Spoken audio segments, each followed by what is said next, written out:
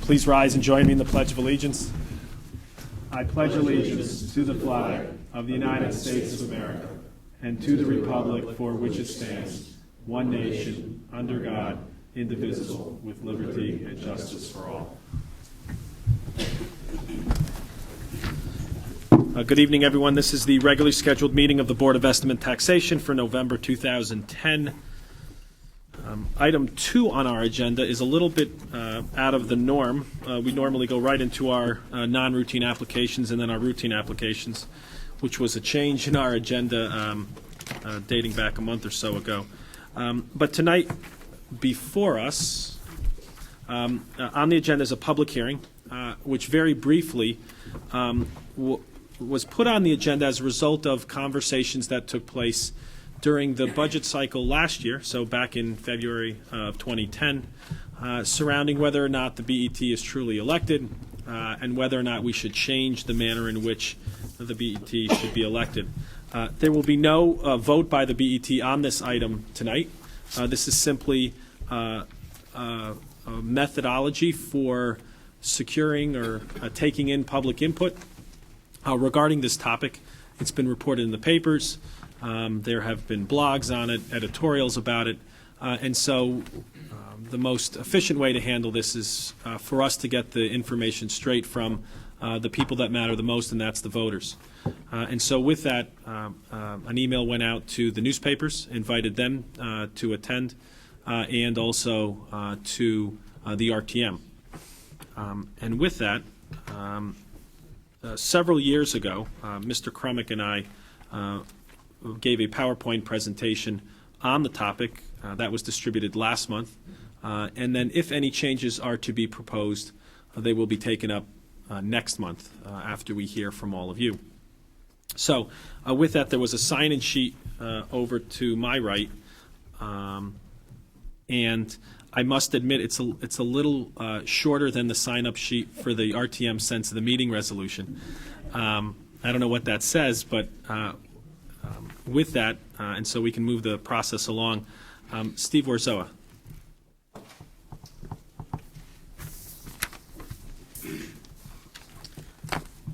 I guess it is a little short. Thank you, Chairman Wacko, members of the Board of Estimate and Taxation, for holding this public hearing on an issue that is of importance to many members of the Greenwich community. As you said, my name is Steve Warzoa. I'm a member of the RTM District 9. Currently, I serve as Vice Chair of the Budget Overview Committee. Over the past few years, but even more so this year in particular, we've seen residents of Greenwich become more aware of the financial status of this town.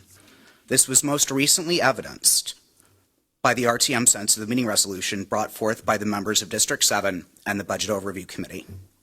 As people continue to tighten their belts at home, in business, they look to us, the elected representatives of the town of Greenwich, the BET, the Board of Selectmen, the RTM.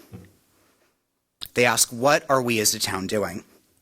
Is our finance board doing all they can, not only to trim the budget in both capital and operating expenses, but how are they investing our tax dollars? How are they dealing with the ever-rising costs associated with labor and pensions? How are they managing cash flow? The list goes on and goes on. This continues to be accomplished while keeping our tax increases to a moderate and predictable level that can afford everyone here living in Greenwich access to something that they have passion with. As Mr. Mason often compares it, a menu of the list of amenities that we offer and provide to our residents. As we go forward, the residents want to have more say, not only in what the BET does, but who represents them. As it is now, the parties put up 6 nominees each, and all 12 are elected. For the voters of Greenwich to have more say in who represents them on the BET, we must re-examine this process. In a representative democracy, the electorate votes for the person or persons who best reflect their views, and those with the most number of votes are elected to fill the number of seats available. As we all know, elections have ramifications, far beyond who wins and who loses. It sets the tone and helps shape the agenda of the new board for the entire term.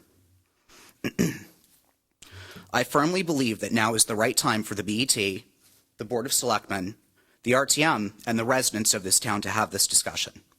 People want to know that their vote matters, that they have a choice in who represents them. The only way that we will be able to make that happen is if we are to open up the process and allow for open and fair elections for all members of the BET. This will serve all in elected office at every level of town government well, as we will have a better understanding of the wishes of those we represent. Elected leaders will be held more accountable to the electorate based on their views and actions while in office. I look forward to a continued and open, transparent dialogue with all the stakeholders, the BET, the Board of Selectmen, the RTM, and most importantly, the residents of Greenwich, who we are all blessed to serve. Thank you. Thank you. Is there anyone else who would like to speak on this topic?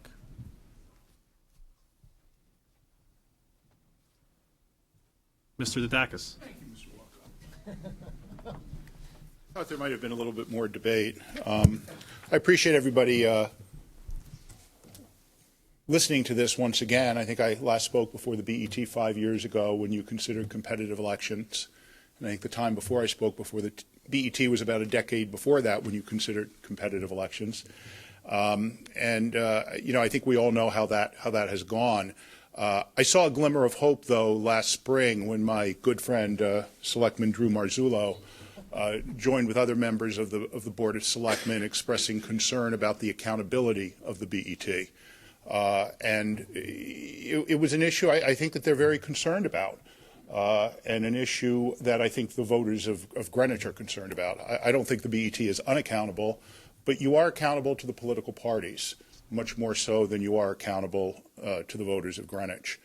I firmly believe in competitive elections at all levels of government, and I think that a competitive election is where there are more candidates than there are slots open, and that the candidates who get the most votes are the ones who are elected to fill those positions.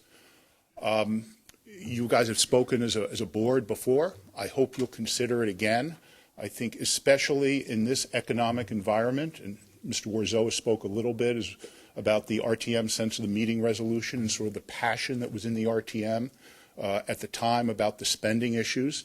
So, if there's ever a time to open up the Board of Estimate to a more competitive approach, I think now's the time. I think I'm right on this, and I know those who are opposed to it think they're right on that. And, what I would say is we should all agree to disagree on it, but one of the things you could do is to bring it forward and at least allow the voters to make the decision by putting it on the ballot in a referendum and let there be a debate throughout the town of the pros and the cons to having competitive elections. It's pretty simple, it's pretty straightforward, and in the end, the voters decide. So I hope maybe after tonight's meeting, maybe we can see some progress in that direction. Thank you. Thank you. Mr. Brady?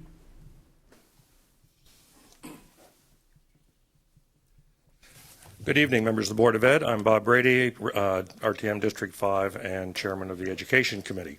I have had some experience with the process by which the BET chooses its candidates, and also with the the Board of Education's combination primary general election process. The town now, of course, has a bipartisan Board of Ed and a bipartisan BET. The process by which the parties select their candidates is, at least for on the Republican side, competitive, in that there are usually more candidates, or sometimes more candidates than there are seats. I haven't yet heard a proposal. I think in Mr. Didakis' comments was an idea wherein you might have more than, you might turn the BET from a bipartisan to a partisan board by having more than 50% representation from one party. which is, I believe that requires charter change, as we have selected to be bipartisan under the state statutes. Were we to, if that is the proposal, I would argue against that. If the process is recommending that the parties open up their process to a more primary-oriented selection of candidates to run for BET, that would be interesting to see what the parties do. Of course, that's more expensive because elections cost money. In the end, what this is all about is governance. How do we get the best people in the town to serve in the positions for which you are so highly compensated? You get to go to lots of meetings, see lots of friends all year long for 2 years at a time, with the expectation that you'll serve at least 2 terms and perhaps 3, so that you'll really share the joy of all of the meetings for all of the great compensation. I think we should tread very carefully. Contrary to popular belief in town, I don't think Greenwich is in a disaster swirling down the toilet mode by the standards of governance throughout this country. I think Greenwich ranks rather high. It got very good financial controls, at least in the context of what we show. We seem to be able to balance a budget each year. We've had very moderate tax increases. And we seem to get most of the things we need done, although there are some of us who would like to see different priorities. But the process seems to accommodate all of that discussion. So I would not be too quick to jump to something entirely different.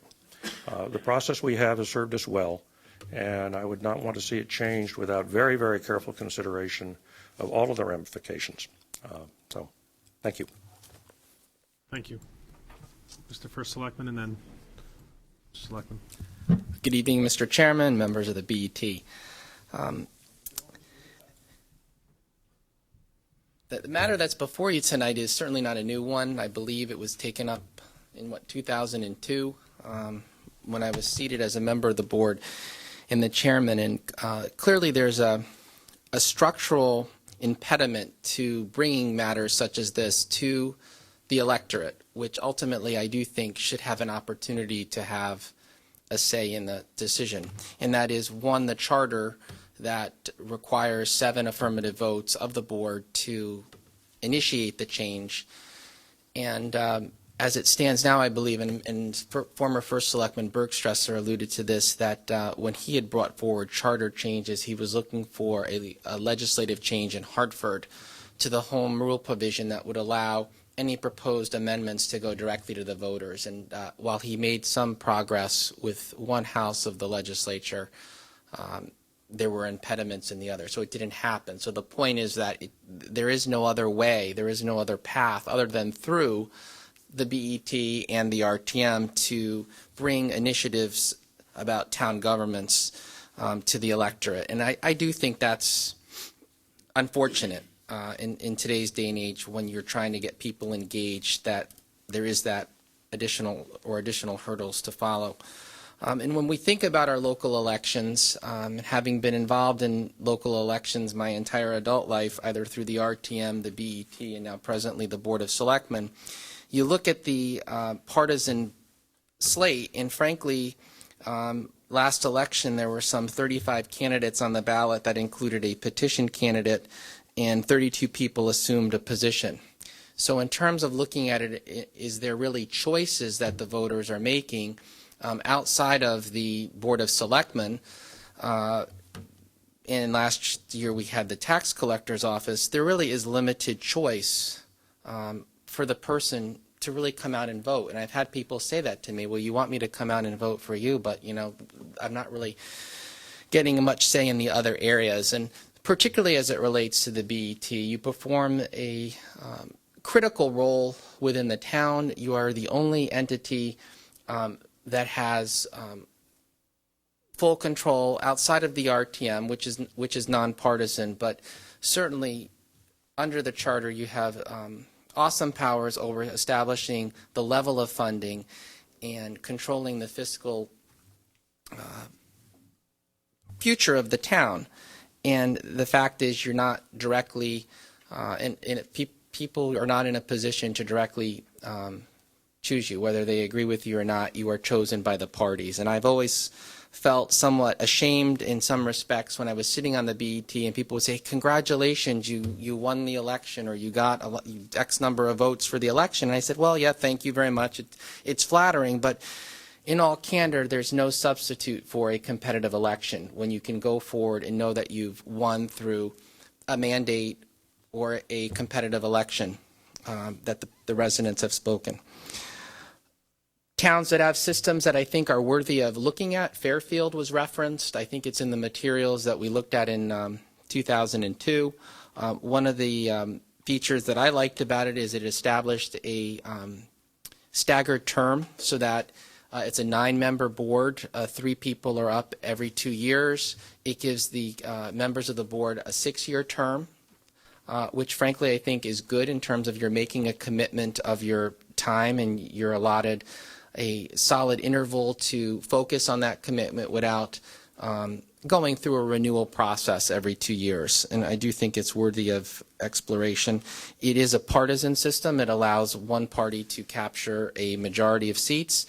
And in Fairfield, interestingly, which has similar demographics to Greenwich, the Board of Selectmen is presently in the majority with the Democrats and the Finance Board with the Republicans. So the argument that the outcomes for the elections are predetermined by the enrollment doesn't equate. It doesn't also equate in Greenwich, where we no longer have one party with over 50%. If you look at the enrollment figures, they're quite disparate. I think Republicans are 38% and unaffiliated are in that neighborhood as well. So I do think people look at the candidates and they base their votes on the positions of the candidates. And then finally, I would say organizationally, you all put in a tremendous amount of time. I have the utmost respect for the amount of involvement and time that you commit, all free and benefit of the citizens of Greenwich. We do have a number of committees in the BET which require that additional time, and I would think under a reform system we'd look at consolidating that so that there isn't the perceived redundancies of subcommittees meeting on subjects that the committee as a whole are ultimately going to take up, that you can get greater involvement up front of all the people on the board rather than segmented and focus not only your time but the town department's time and all those who have to appear before the time more economically. So whatever you do, I'm sure will be well thought out, and certainly it's one discussion that has happened over the course of the last 20 years, and hopefully you'll be the group that will advance it forward to fuller public debate. Thanks.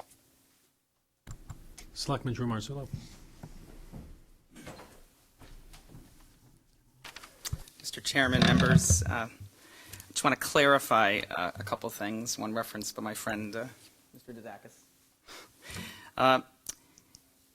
What I was calling for, my letter to the editor that resulted in a few Greenwich Time articles about 6 months ago, was calling for intra-party elections, which is different than general elections, because the reality is, made evident in the election 2 weeks ago, no one, from governor down to our local candidates, took Greenwich, and that is the reality here. So I'm happy I wrote that letter. I'm happy the dialogue is taking place because it should be taking place.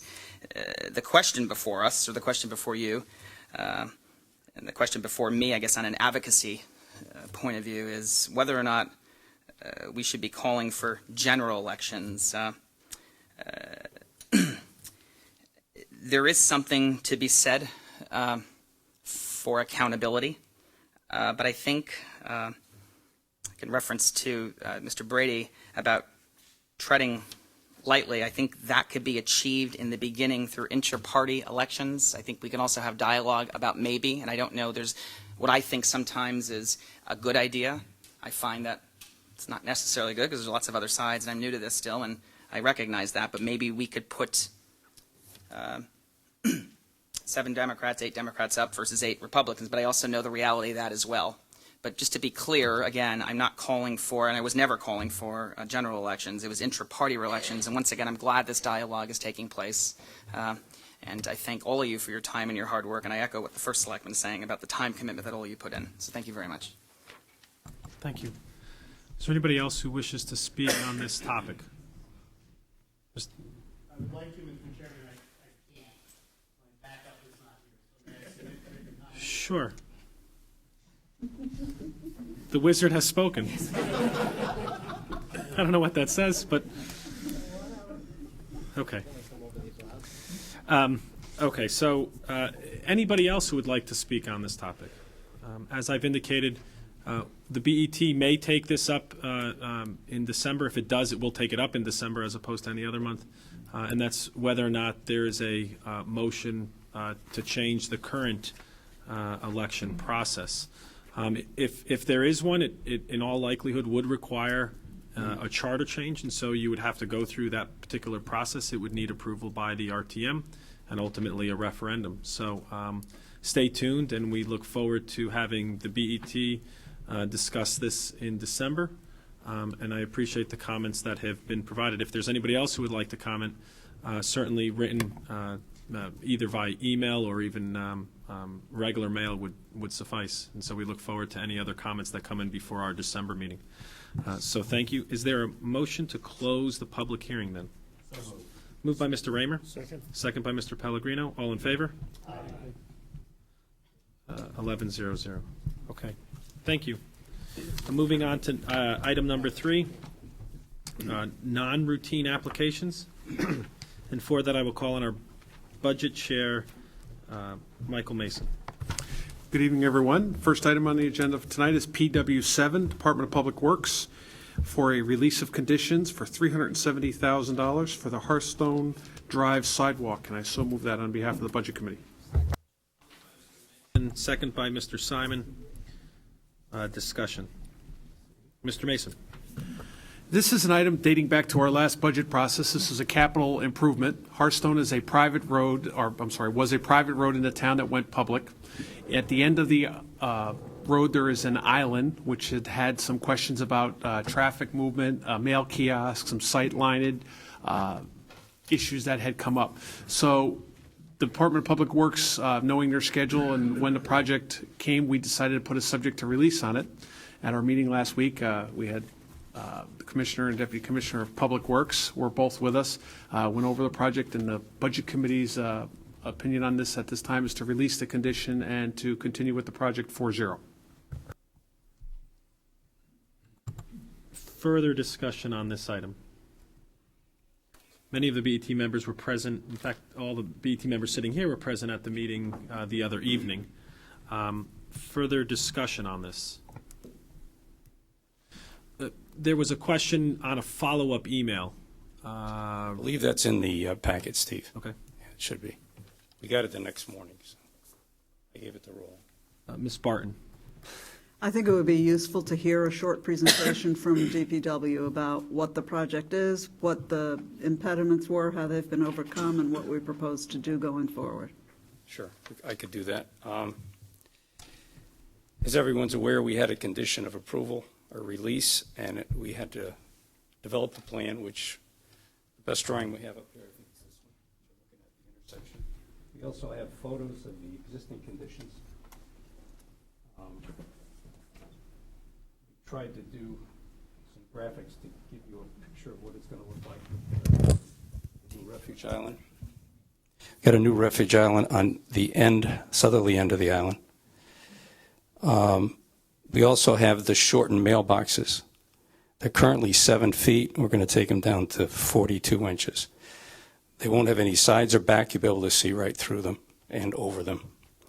All the bushes are going to be replanted and kept to a maximum height of about 30 inches, which would even be below the mailbox.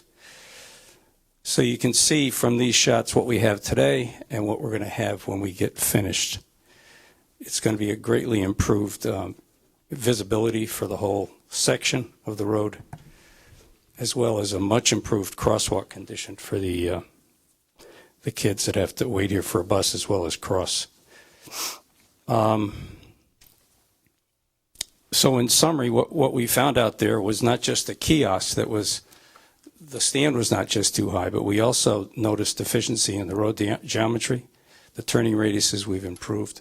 We've widened the roads slightly, a couple of feet on each side, and we've shifted the island so we can accommodate the service vehicles and some of the trucks that have to maneuver the intersection. We've also created enough width so that if someone's getting mail or the mailman's delivering it, there's no backup of cars. Cars can easily pass now. They could only do that on one side before. And of course, the addition of the refuge island is similar to the one we built down at Shore in Sound Beach. It's a big advantage here. Currently, there is no crosswalk for a short distance at the island. The kids have to go back out on the road. So this is going to be a tremendous improvement. Also cutting down on the visibility issues because there won't be any plants there anymore. But the plantings will be put back. And as noted in the emails, there's a core of residents that will take care of the island, as they have for 40 years, according to their records. So it's been there a long time. And that's the summary. And this was discussed at the Budget Committee. This will not, just so in case any residents are listening to as to when the construction is going to take place, or those not directly affected, because I know you've spoken to many, if not all of them, this will not be done until the springtime, correct? That's correct. I think we are going to get a letter out to everyone in the next week or so. This little issue wrapped up, and we will do that. And I would suggest, because it's of close proximity to the school, to make sure that they're aware when you gear up for that, it's important to just keep them in the loop. We will. We'll notify the start. Right now we're going to start, in April. We're going to bid within a couple of weeks, line up our contractor, and try to get out there early in the spring. Further discussion? Mr. Finger. Dave, just the email that Mr. Walko referenced earlier, which was included in our packet. Mike, please. Thanks. Sorry, the email that you referenced earlier that was in our packet, it comes from one individual on Hearthstone Drive, but are you comfortable that that person speaks for all the residents or the majority of the residents, and that at some later date when and if there's a need to maintain the kiosk itself, the residents say, we never committed to that, it was just an email from one individual? Bill, if you look at the detail of that email a little bit earlier, they talked about they had a meeting, and there were, I think, 12 people attended who were in support of it staying, and 9 attended, and 4 others supported with emails. They couldn't make the meeting. So there's 13. There's 20 boxes in the mailbox. This has been an old issue. 7 years ago, we have records of this coming up again, and the postmaster made the same decision. He could not set up what they call a mixed delivery system. He needed everybody to agree to make the switch from a stand to individual boxes. And they have taken care of this, for the record, as far as we know, diligently. I don't think there's been any problems. There'll be new requirements from our perspective. We want the plants to be low. We're going to put different plants in there, and they're agreeable to take care of that. So it's yes, there are people out there who would love to have individual mailboxes, but there are a core of people that want to maintain this character of the street and this mailbox stand, and they've done it very well in the past. Mr. Raymer? Mr. Thompson, it's probably evident to you. I don't know what the scheduling exigencies are for the Public Works Department, but it does occur to me that if you do the work after school has ended, you won't be encumbering the movement of students coming down Hearthstone, which would be to exacerbate the safety problem if you do it in April. If you wait until June, you'd be doing it at a time when you don't have the students traveling down Hearthstone to get to the school. Well, that's a good point. We'll take that into consideration. We might also be able to work the construction in a way that it wouldn't interfere with those peak morning hours. I think sometimes the contractors will work with us on those issues. But we'll look at that issue. Further discussion? All those in favor signify by saying aye. Aye. Opposed? Abstention? 11-0-0. Thank you. Thank you. And just to be clear, that's not on a new appropriation, that's on a subject to release of appropriation that was in the budget that was passed back in May. I know all of you sitting there waiting to make either presentations or just listen to the discussion are going to be unhappy, but SC 6, 7, and 8 have been withdrawn, so there will be no executive sessions or protracted discussion. I'm sorry, 8 is on, 6 and 7 are off, and our law committee will present SC 8. So for that, I'll call on our chairman. The SE8 is a litigation settlement in a case called Boda versus the Town of Greenwich. It is a routine litigation settlement in the amount of $5,000 arising from an employment dispute between a special ed teacher and the town. The facts are in dispute on the case, but a mediator has recommended a settlement of $5,000, which has been accepted by the claimant on the basis of cost of litigation alone. We recommend that the settlement be adopted, and the Law Committee so voted 2-0 at its November 5 meeting. And I move this item. It's been moved by Ms. Barton. Second. Second by Mr. Campbell. Discussion, and if there's discussion, we'll have to go into executive session. All those in favor signify by saying aye. Aye. Opposed? Abstention? 11-0-0. RF3 now comes before us. Mr. Lavin will be presenting that. Yes, good evening. Application 3 is from the Retirement Board. It's to amend our contract from 2003 with State Street Global Advisors. We wish to add another index fund here, and the main thrust is we're terminating Buckhead, which is an active manager for underperformance. They haven't performed to our expectations, and naturally their fees are higher than the fees that this index fund would be. We also have another index fund with State Street Growth Lending. We plan to discontinue that as there's overlap in the lending fund that we're going into. The lending fund that we're recommending has a cost of 8 basis points, and because securities are lent out of it, oftentimes our expenses are offset by that function. The law department has looked at this. It has, I believe, sent it to the law committee of the BET. I met with the investment committee of the BET, and I believe they are familiar with the documents, and they will speak to it. At this point, if there's any questions, I'll try to answer them. Do I have a motion to approve the contract? So moved. Moved by Mr. Pellegrino. Second. Second by Mr. Simon. Just so it's clear of what we're voting on, in our packet for RF3, there's a resolution. Are you essentially asking us to adopt that resolution? Well, no, we're going to ask that the retirement board adopt it at their meeting this Thursday. What we're asking for you to do is just approve the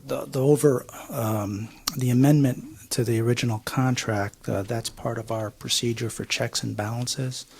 And then this resolution that the retirement board will pass certainly is to delegate its chairman to sign this agreement and naturally direct to make it very clear what the direction is going to be. And obviously the controller and the treasurer have some input on that as part of the checks and balances of moving all this money around. So just as a procedural question to the two liaisons, normally don't we receive at least that group receives the contract, and we actually vote on The contract as opposed to, Well, we have a contract with State Street already. right? And so what they're asking for is they want to go into the Russell 2000, adding the Russell 2000 Index Security Lending Fund as one of the investment vehicles at State Street to which the retirement fund can invest in. So the retirement board approved it, the law department approved this. I assume the investment committee looked at this and they approved that fund. And so what we're approving is their ability to invest money in that particular fund. And that's why there's no contract, it's an amendment. But there's going to be a document that normally we would have approved through our various committees? There was. There is a document that we received from State Street. We duly sent it to the town attorney's office. They review it for legal sufficiency. They then sign off with the document, which goes to the law committee of your board. And then I take other information on the investment aspect to the investment committee for discussion. You may remember we can generate quite a bit of paper here on these contracts, and the thought was to work through the committees, and assuming we can satisfy the committees, then they would report back, and that's why I've reduced your reading quite a bit tonight. So that's one purpose of this procedure, and we do have several more in the hopper, so to speak, that we'll be seeing you in the next several months. Okay. Review. Mr. Norton? Yes, Mr. Chairman. It was the opinion of the Investment Advisory Committee that all we were being asked to do was to amend an existing contract, which in effect will delete one fund and replace it with another fund. That's correct. Yes, and I agree with that. Correct. Ms. Barton? The Law Committee reviewed this matter, including the proposed amendment, at its meeting on November 5th, and we approved it 2-0 at that time. Further discussion? All those in favor signify by saying aye. Aye. Opposed? Abstention? Thank you. 11-0-0. Thank you.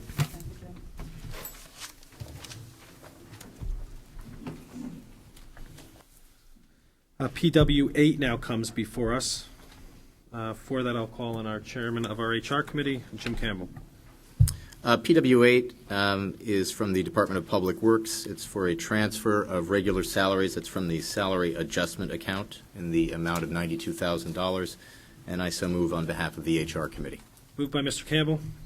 Second by Mr. Simon. Discussion. Mr. Campbell? If I could, maybe just a little bit of an explanation, because there's a background to this that is worth hearing, I think. The Department of Public Works, represented by Commissioner Amy Siebert and Highway Superintendent Joe Roberto, came before the HR committee at our meeting last Tuesday to review a proposed reorganization of the department's highway division. Ms. Siebert explained that amongst other factors, that the 2009 staff reductions, the traffic operations function absorption, the asset management implementation, and current staff vacancies have led the department to review and plan a reorganization of the highway division. And if I'm stealing any of your thunder, I'm sorry. Go for it. I wanted Keep to going. make sure I understood it, so I wrote it down. You usually summarize better than I do, so go for it. I think under, and then we'll get to what these three positions are here. But under the proposed reorganization that was discussed at our meeting, an open highway foreman position will become a traffic operations and maintenance supervisor. 3 open labor positions will be filled. 2 highway signs and lines technicians will be filled. And a new position of highway asset engineer will be created from the highway traffic operations assistant. So under the reorganization, the TOO for the highway division will not increase. It will remain constant at 67, provided that the department agrees not to fill one vacant position and delete such position from its budget submission for the next fiscal year. And if I understand correctly, Ms. Siebert indicated to the committee that she was planning to do that. The reorganization plan as presented met with the general approval of the committee. Now, the item PW8 that we have before us represents then a request from the department to release funds that were set aside at the start of the fiscal year for 3 unfilled highway positions. The so-called frozen positions were for 1 laborer, 1 foreman, and 1 mechanic. Under the reorganization plan, the released funds would now fund the salaries of the unfilled labor position, along with the, if I could call them now, the updated positions of the traffic O&M supervisor and the highway asset engineer. The funding for the laborer position is for 7 months. The funding for the other 2 positions is for 6 months, anticipating a January 1 hire, and the combined amount for this fiscal year is $92,000. The committee voted 4-0 to approve the proposed transfer.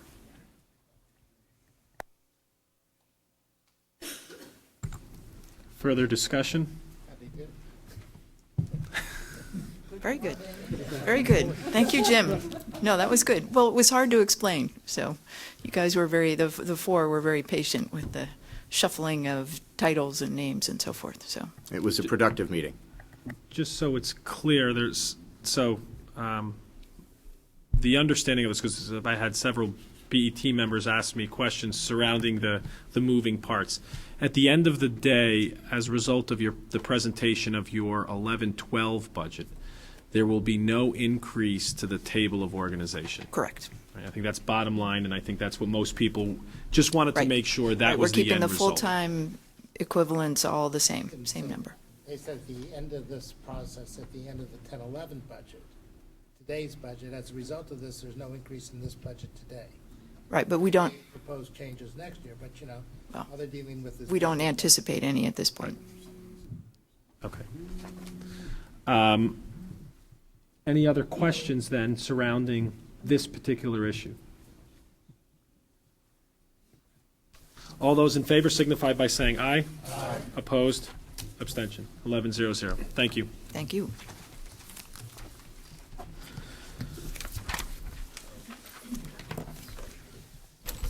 The next item on our agenda will require a vote of the BET. This is part of the revised agenda dealing with an additional appropriation for fire apparatus. So first, is there a motion to take this matter up? Moved by Ms. Tarkington, I think I heard first, and then second by Mr. Norton. Discussion. Ms. Barton.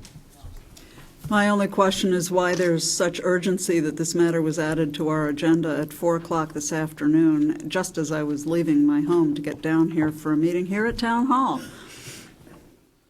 My understanding is that there's a timing situation relative to the funds that were raised and the need to get in the order prior to the end of the calendar year, but internally, unfortunately, our meeting in the month of December is after the RTM's meeting in the month of December, and historically, the RTM has been hesitant to take up a matter subject to BET approval. And so it's now before us because of that timing issue, which I'm sure will be explained through the presentation. Ms. Barton? My understanding is that part of the timing issue relates to the merits of the application, so I won't object to the timing, but I may object to the application on its merits. Okay. All those in favor of taking this matter up signify by saying aye. Aye. Opposed? Abstention. 11-0-0. This matter is now before us. Let me first hand it over to our budget chair as it was presented. I know it wasn't a formal application, but there was at least some discussion at our last meeting. I guess it was under new business. And so, Mr. Mason, then I'll turn it over to the fire department. Thank you, and I think that would be probably in our best interest. We did have a new business item the other night, which was a update of a 2010-2011 pumper purchase. And not having the exact numbers at that time, we had a discussion on the matter with all the parties involved, and although we couldn't create an application of it because we didn't have the exact funding at that time, in discussions with the first selectman, chief of Round Hill, I think Mr. Larson, one of the trustees, decided that this was an item that should be considered on an interim basis, and obviously the Budget Committee sent that message over to you, but I think we're still waiting for the actual final numbers to come in. So with that, I think a presentation on this item would be in order. Okay. It's moved because we took it up. No, Oh, you're right. Is there a motion to take up this So item? moved. Moved by Mr. Mason. Second by Mr. Simon. The matter is now before us. Deputy Chief Kick. Great. Good evening, and thank you for taking up this matter on an interim appropriation. We submitted the application for $260,000 as an interim appropriation because, as discussed, there is a timeliness issue on this. We've actually freed up most of the funds for this application and making adjustments in our capital purchases for 10-11. We're scheduled and approved to replace engine 21 as outlined in the application for the amount of $630,000. And working with Cobb, we're able to, we decided to move to a tanker truck purchase in lieu of an engine for substantially less money. We haven't gotten the bids back from that purchase yet, but we're anticipating in the area of $410,000. Therefore, realizing the savings of approximately $220,000, we can move towards this interim appropriation. On the timeliness issue, as Ms. Barton questioned, purchasing this vehicle at this time allows us to utilize a 2009 model engine or power plant. If they utilize a 2010 engine, they have to add additional EPA smog emissions-related equipment, which makes the apparatus larger, longer, and more costly. I've outlined $10,000 savings in here. Chief Strain can justify. I put at least $10,000. He has a figure of around $65,000 that's actually going to save us by utilizing the 2009 model. So, that's for consideration also. Any other questions? Discussion. Mr. Raymer and then Ms. Barton. Yeah. And if Chief Strain has anything also. I wanted to inquire who's going to own this piece of equipment, who's going to insure this piece of equipment, who's going to maintain this piece of equipment? That's a three-legged answer. It's a 50% contribution to Round Hill Fire Company. They will own the apparatus. The town of Greenwich will maintain it. Oh, I'm sorry. I missed the meeting last week, so I'm filling in. Round Hill will own the apparatus. We also maintain all of our apparatus. The town does insure all of our apparatus as they do all the other apparatus in town. I stand corrected. Mr. Raymer, are you finished, or? I'm a little uncomfortable about the ability of the town to insure an apparatus that we don't own. Are we going to carry a separate policy and pay for it, or can it fall under our existing policies even if we don't own the apparatus? Do we have an insurable interest in an apparatus that we don't own? It's considered. We do this normally for all of the volunteers and the fire equipment. It's considered on town business when it's responding to a fire. So this is just going to be added on to a schedule of vehicles. Well, that's the liability side. What about the collision side, the casualty side of the piece of equipment? Okay. The Round Hill Volunteer Fire Company handles all of our issues along those lines, as far as collision and that kind of damage. Okay. Ms. Barton. My concern about this, which I agreed to defer from the timing issue in order to take it up on the merits, is installing a 2009 piece of equipment that will not meet EPA standards in 2010. And it seems to me that the town should be striving to meet the EPA standards as they develop over time. So I question why we're intentionally rushing something through so as to avoid those requirements. It's obviously there's a cost savings. Yeah, there's no question there's a cost savings, and it also allows the apparatus to be smaller.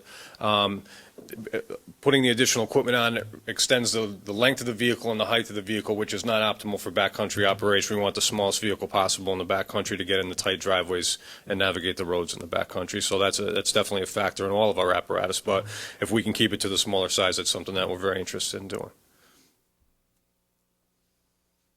And it's still fully legitimate with the government to do this at this time.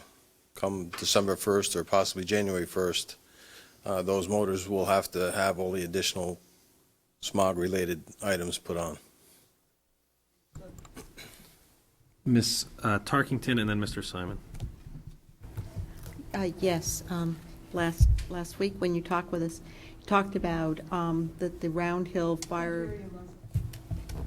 I'm sorry, my speaker is on. Last week when you talked with us, you said that the fire department, Round Hill Fire Department, had already raised its portion of the funds, and so therefore, in this public-private partnership, you're set to go. So it's really dependent upon the approval by this board, and as correct. The assistant fire chief has said, using which is, we really can't do that as such, but the appropriation for the other engine, there's really little additional cost to the town. And also, as I remember, when you came to the Budget Committee last February, you talked about this being a 2012 item anyway, and this is just moving it back a few months in order to accommodate. So that we can, yeah. And I have one final question.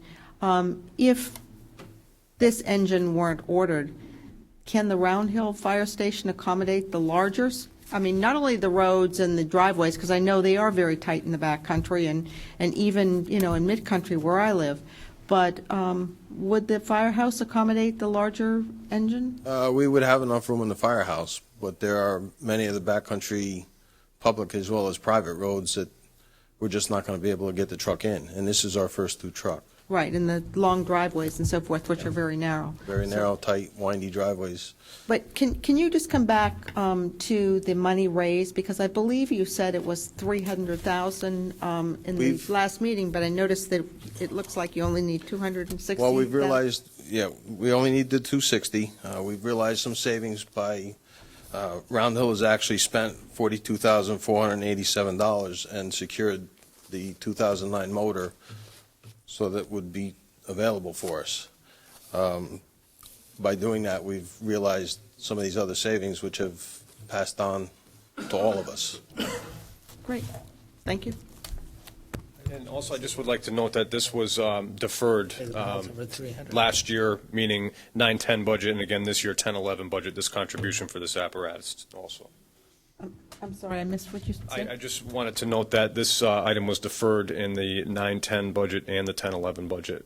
So it has been on the table before. It's not a new item. It's just, it's a timeliness issue that we feel the best savings can be achieved if we move forward with it at this time. Right, and I realized that. We discussed it at our the February budget hearings, and we said that we expected to be hearing it this upcoming February. So this is a few months, 3 months in advance. I apologize. I wasn't here for the meeting last week.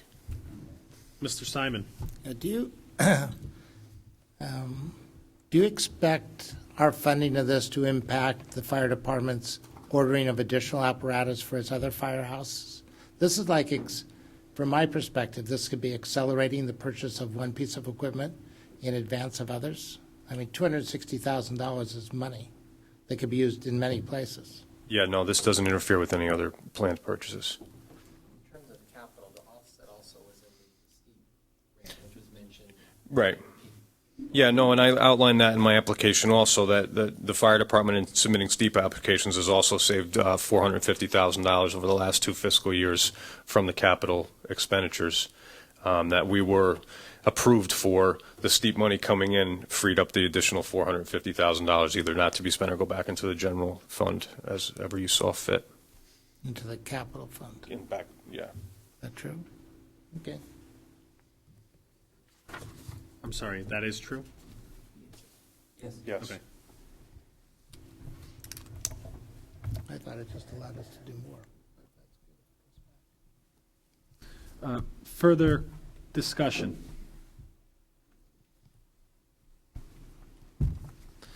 All those in favor signify by saying aye. Aye. Opposed? Abstentions? 10-1-0. Thank you. Thank you.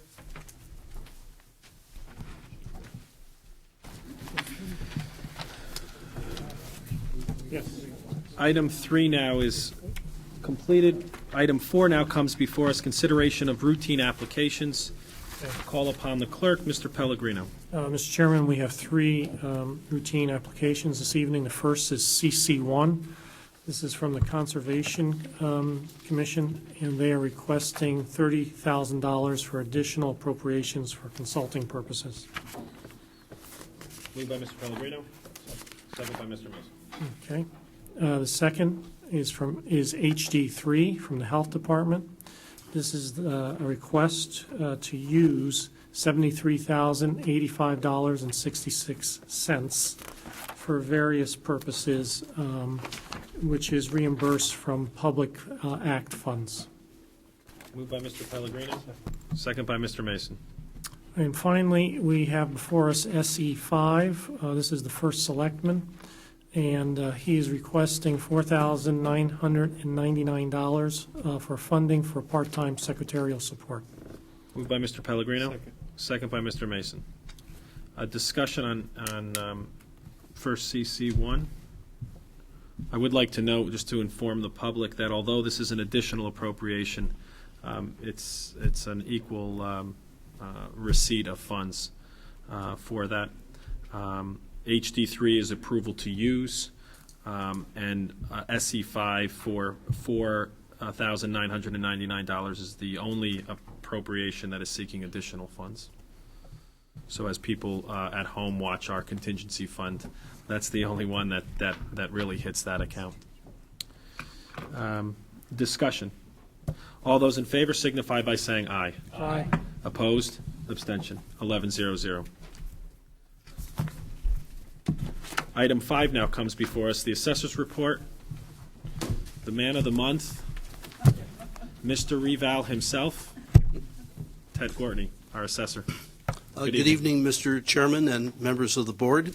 It is indeed my pleasure to tell you that all the work on the 2010 grand list revaluation year has been completed, and we will be sending out the notices of assessment change to all real property owners Thursday of this week. I want to point out that the quality of the assessment has surpassed the requirements of the state of Connecticut and is considered to be an excellent quality reassessment. The net effect of all the value changes is that the grand list will be dropping by 11.6% from the 2009 to the 2010 year. I'm going to be giving a talk on the reassessment this Thursday evening to the Northeast Homeowners Association at the Greenwich Country Club. And then 2 weeks from tonight, a second public meeting on Monday, November 29th at the Cole Auditorium at the library. And I invite all of you to attend that meeting. Finally, I am requesting that you approve the assessor's 2011 and 12 budget and operating plans at this meeting.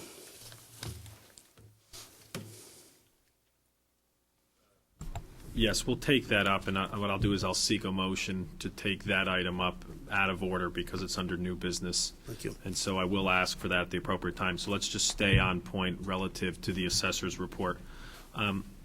Just because we had talked about this internally, and I want to make sure that the numbers are out there and accurate. So in your report, you highlight the fact that the grand list is decreasing or declining by 11.6% from the 2009 level. Do you have readily the information pertaining to the decrease relative to the 05 grand list, which was the last time that the reval occurred? It's approximately 4% less than that, which would be 7.6% from the 2005 grand list. That's because of the new construction and changes. Right. So the difference between the two, and part of this is just an education process, is if there were no improvements to your house, then from 05 to the current reval to 2010, the decrease, if you were in the middle of the range here, would be about 7.6%. That's correct. Okay. We're going to be trying getting out this information to various user groups and make sure that the information is also flowing through the 12 members of the BET. So thank you for that. And I know you've been working hard with Ms. Tarkington, Mr. Finger, and Ms. Barton and myself on making sure that the information is not only accurate but understood by, if it's understood by the four of us, hopefully it's understood by the public. We're a pretty good gauge, I think, of the general electorate. Okay, so with that, on the report, it can deal with the reval, but not the operating plan, as we'll take that up in a separate motion. So questions, I'll start down on this end, Mr. Finger, and then Ms. Tarkington. It's not a question, just a comment. The 11.6% drop in the grand list and the 7.6% drop since the grand list, the last reval, that includes residential and commercial property. That is correct. So residential property has dropped, if I'm correct, Ted, more than 11, on average, more than 11.6% and more than 7.6%. That is correct. Residential has dropped at approximately 13% from 2009 to 2010. What would the drop have been from 2005's grand list? It would be a 4% difference, so it would be 9%. That's an important distinction, so thank you for bringing that up. Ms. Tarkington. Yes, Mr. Gwartney. Could you, you mentioned twice in this report, supplemental motor vehicle grand list was received, and then you go on, and then you mention elsewhere. Where is this received from? Is this not something you do in your department? Or? No, the state of Connecticut provides every assessor in the state with a list from their files of property of motor vehicles. They give it to us in electronic form. But unfortunately, a lot of the information is missing. We have a task which we call finding missing assessments. Oftentimes, they know what the property is based upon their records, and they use the same data sources that we use. But we're required then to look for any of the missing values. This is a routine matter that the state has done for many years now. And they first give us a supplemental list, which is the property, the new automobiles that have come on base. And then second, they give us then a list of all the vehicles. And each time we have to make additions for the missing values. I have another question. You talk about a temporary appraiser has been hired to answer public questions. Is this in addition to the company that will be holding the informal hearings? Yes. We've hired a retired appraiser from the Fairfield Assessor's Office for just a few weeks' time to help us when the initial inquiries come in on Friday of this week and during the next couple of weeks. And we just feel like we need one additional person to get through these question period. And finally, I have one comment. I think that the hearing on November 29th is an important hearing, and we're all, I think others here will agree on that. But I noted today that it is not in the town calendar as such. I know you've issued press releases, and there is information out there, but you may want to make sure that it gets listed on the town calendar, because then the newspapers sort of automatically pick up the town calendar. And you have whatever it is, a couple weeks to get that done. Thank you. We'll check that tomorrow morning. Further discussion, Mr. Mason? Just a quick comment. In the package, we have the draft frequently asked questions for reevaluation, and then I see you have the sample form. Is this going out with the package? This is really good. No, it is not. It's going to be a handout for meetings and available in our office. It's the one-page document is what the people will be mailed. The one that has the sample on it? Yeah. Yes. Because the questions, this is a very nice document. This is... It's also That available document online, will, correct? yes, it's online. All of our items will be online, so anyone can download that or access it by going online. We have 4 different items online that they can access, including the assessments and the sales information. And we just this week have produced books of sales and books of assessment. So when the public come in, they'll be able to access all the information that they have either online at one of our computers or in one of our books. And we're also printing out all the field cards. So we're going to be ready for all the questions that come in. Thank you. Ms. Barton?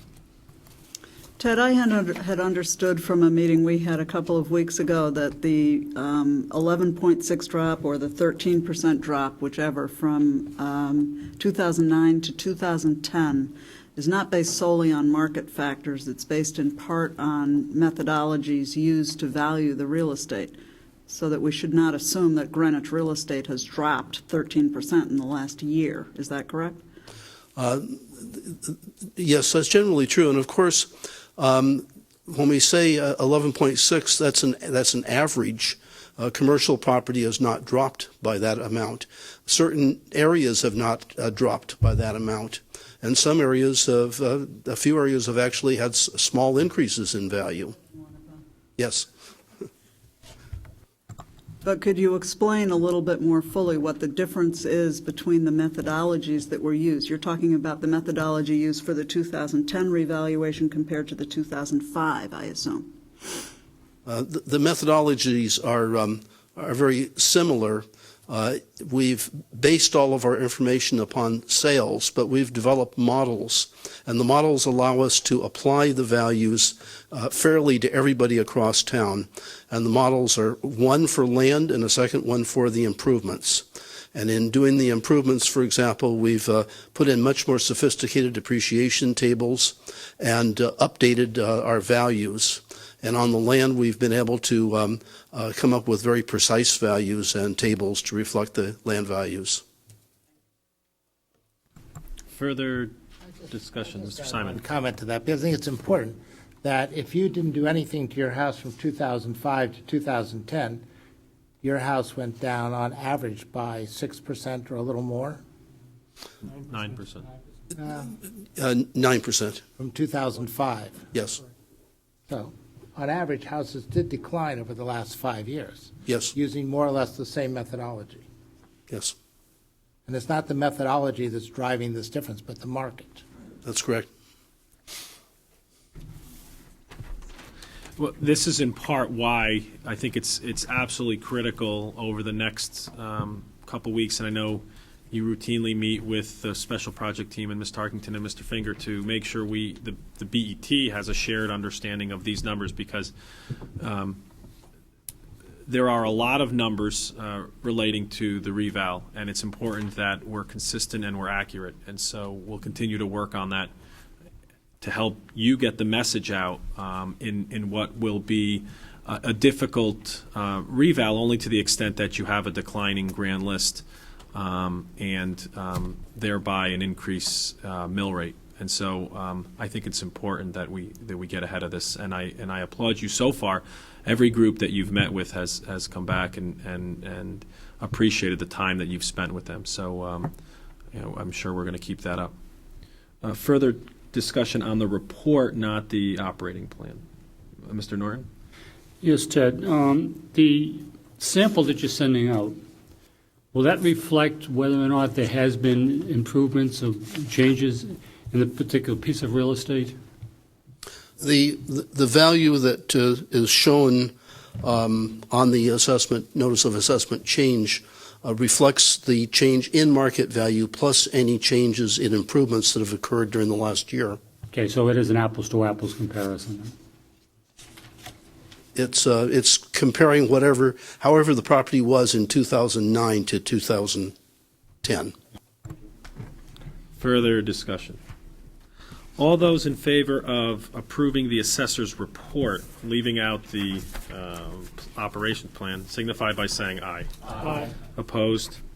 Abstention? 11-0-0. And I would note Bob Shipman's present as well, our assistant assessor, in helping with us in that. So thank you for all of your efforts as well. Can I have a motion to take up the assessor's budget and operational plan for 11-12? So moved. Moved by Mr. Pellegrino, second by Mr. Simon. All those in favor? Aye. Opposed? Abstention? 11-0-0. Okay.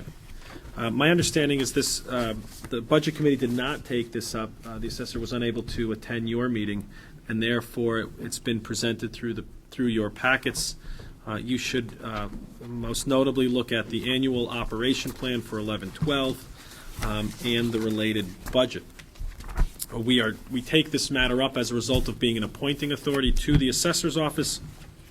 Obviously, we look at everyone else's operational plans as they present their budgets for submission, which we'll get February 1st. So now put on your appointing authority hat, and if you have any questions, we'll take discussion now. Mr. Simon. I had one question on the budget. under 51460, professional services, you have $9,500 for senior credit.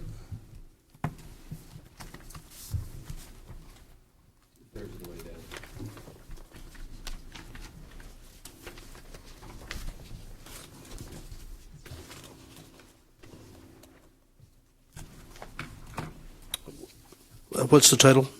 Senior credit. Professional services, 51460, and there's $9,500 for senior credit. The items in the professional services account include the ProVal computer system, the Marshall and Swift, Asking about the last one. and the appraisal resources contract and senior credit.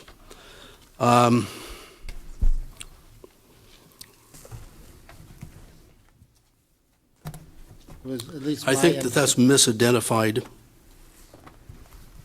I believe that item is represents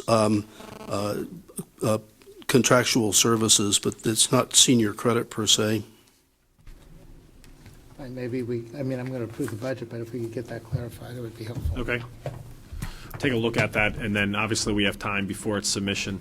And if you can then just send out an email to the BET members about what that, if it has been misnamed or titled, you can go ahead and correct that. All right. Further discussion and question? Hearing none, I don't think I asked for a motion and a second to approve this, did I? Not yet. I think we just took it up. Okay, is there a motion to approve the Assessor's 2011-12 Budget and Operation Plan? Moved by Mr. Pellegrino. Second. Second by Mr. Raymer. All those in favor signify by saying aye. Aye. Opposed? Abstentions? 11-0-0. Thank you. Thank you. Item 6 now comes before us, the Comptroller's Report. Our Comptroller, Peter Mynarski. Good evening, Mr. Chairman, BET members. Starting on the Comptroller's Report on the first page. Under the leased accounting, I just want to expand a little bit on that. When the Greenwich Arts Council's lease came before the RTM a couple months ago, a number of the members became concerned about the $1 a year lease and wanted to know how many leases were out there at $1 a year. And working with Peter Tessie, the First Selectman's Office, John Crary, and Gordon Ennis, we met, and it was decided that I would share with them the inventory of leases that we have. Per the charter, the treasurer is responsible for the custodianship of all the important documents in the town, inland wetland bonds, and rental agreements and leases are part of that. So we did have a lease inventory, and I updated it for the RTM. I haven't released it to them yet, but I have identified 17 potential candidates for review by the RTM special committee, and I'm not familiar with who's going to be part of this special committee. The purpose of the inventory is to identify for them these 17 leases. 15 of them are $1 a year, and 2 of them are $10 per year. The $10 per year ones are the Byram Shore Boat Club and the Coscob Rifle Club. I've prepared this document for them, and I've sent it out for review. And what I'm going to do tomorrow is send it to the BET for 2 reasons. Informational. It's interesting to see all the rental agreements and leases. And when I say rental agreement, I'm talking about the concessions at the beaches, the golf course, etc. If you have the time to quickly look at it, and I know that you're all over town with the special projects and the liaison groups. You might be aware of a lease at Nathaniel Witherall or Senior Center or somewhere that I missed, and I appreciate the feedback. And once in a day or two, waiting for your feedback, I'll send this to the RTM, and we'll commence on this project of looking at leases. What they're going to do is they want to know, is the town being shortchanged by having 17 $1 per year leases out there when maybe we should be charging maybe $5,000 a month or whatever the amount might be. And that will be their charge to go forward with the review of the lease inventories. I have one more update, and then I'll turn it over for questions on the Comptroller's report. If you'll note on the back on page 6, I'm proud to announce that my treasurer, Kathleen Murphy, has been selected by the Employee Recognition Awards Committee to receive the Manager of the Year Award. The presentation will be Wednesday morning, 11 o'clock, at the Greenwich Library's Cole Auditorium. I know that a number of you have, if you're on the OPEB Ad Hoc Committee or the OPEB Trust Board, as former BET members, or the Investment Committee, you've worked with Kathleen, and I'm sure that you'll share with me in the fact that how dedicated and what a professionally she is to the finance department and the town. We're proud to have her. So that's my second great announcement in 2 years. If you recall, 2 years ago, Mr. Roland Geiger received also the Manager of the Year award. He was co-recipient of that award. Having said that, I'll answer any questions you may have on the Comptroller's report. Discussion.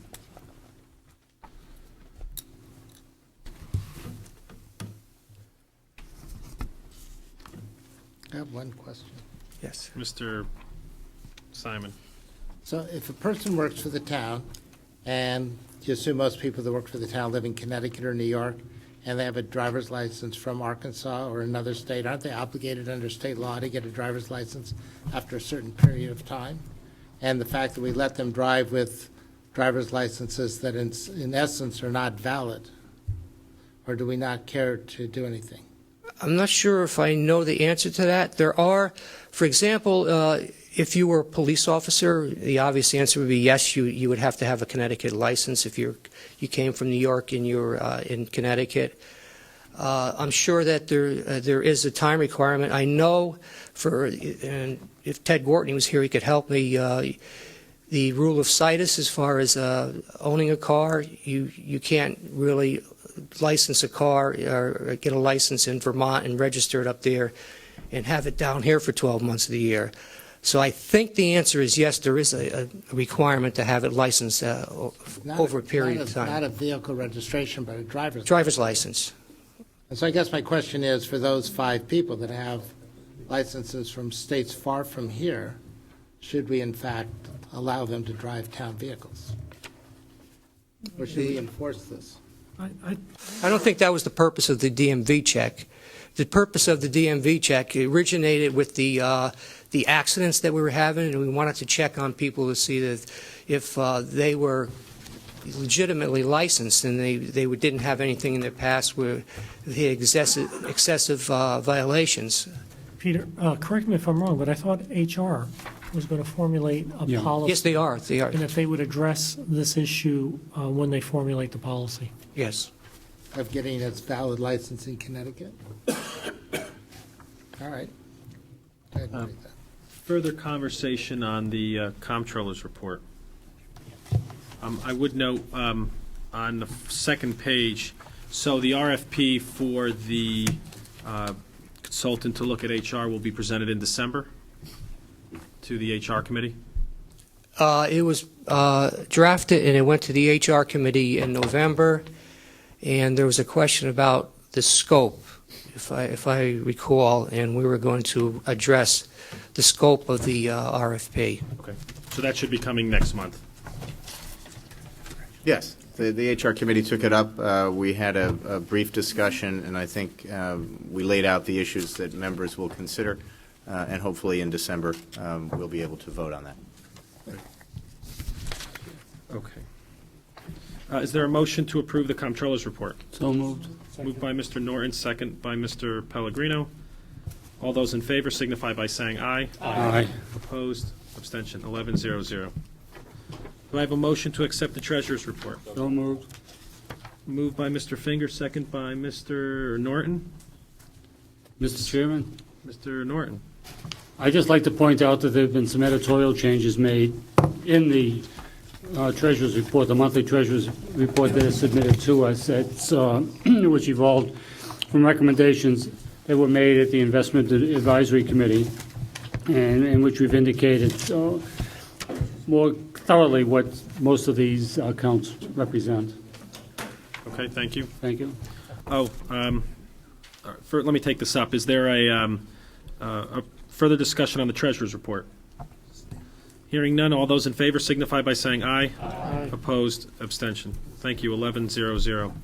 Before we get to item 8, I was reminded by Mr. Van Keyserling, just so that it's clear, that the leases will be addressed by a subcommittee of the RTM Finance Committee, not a special committee.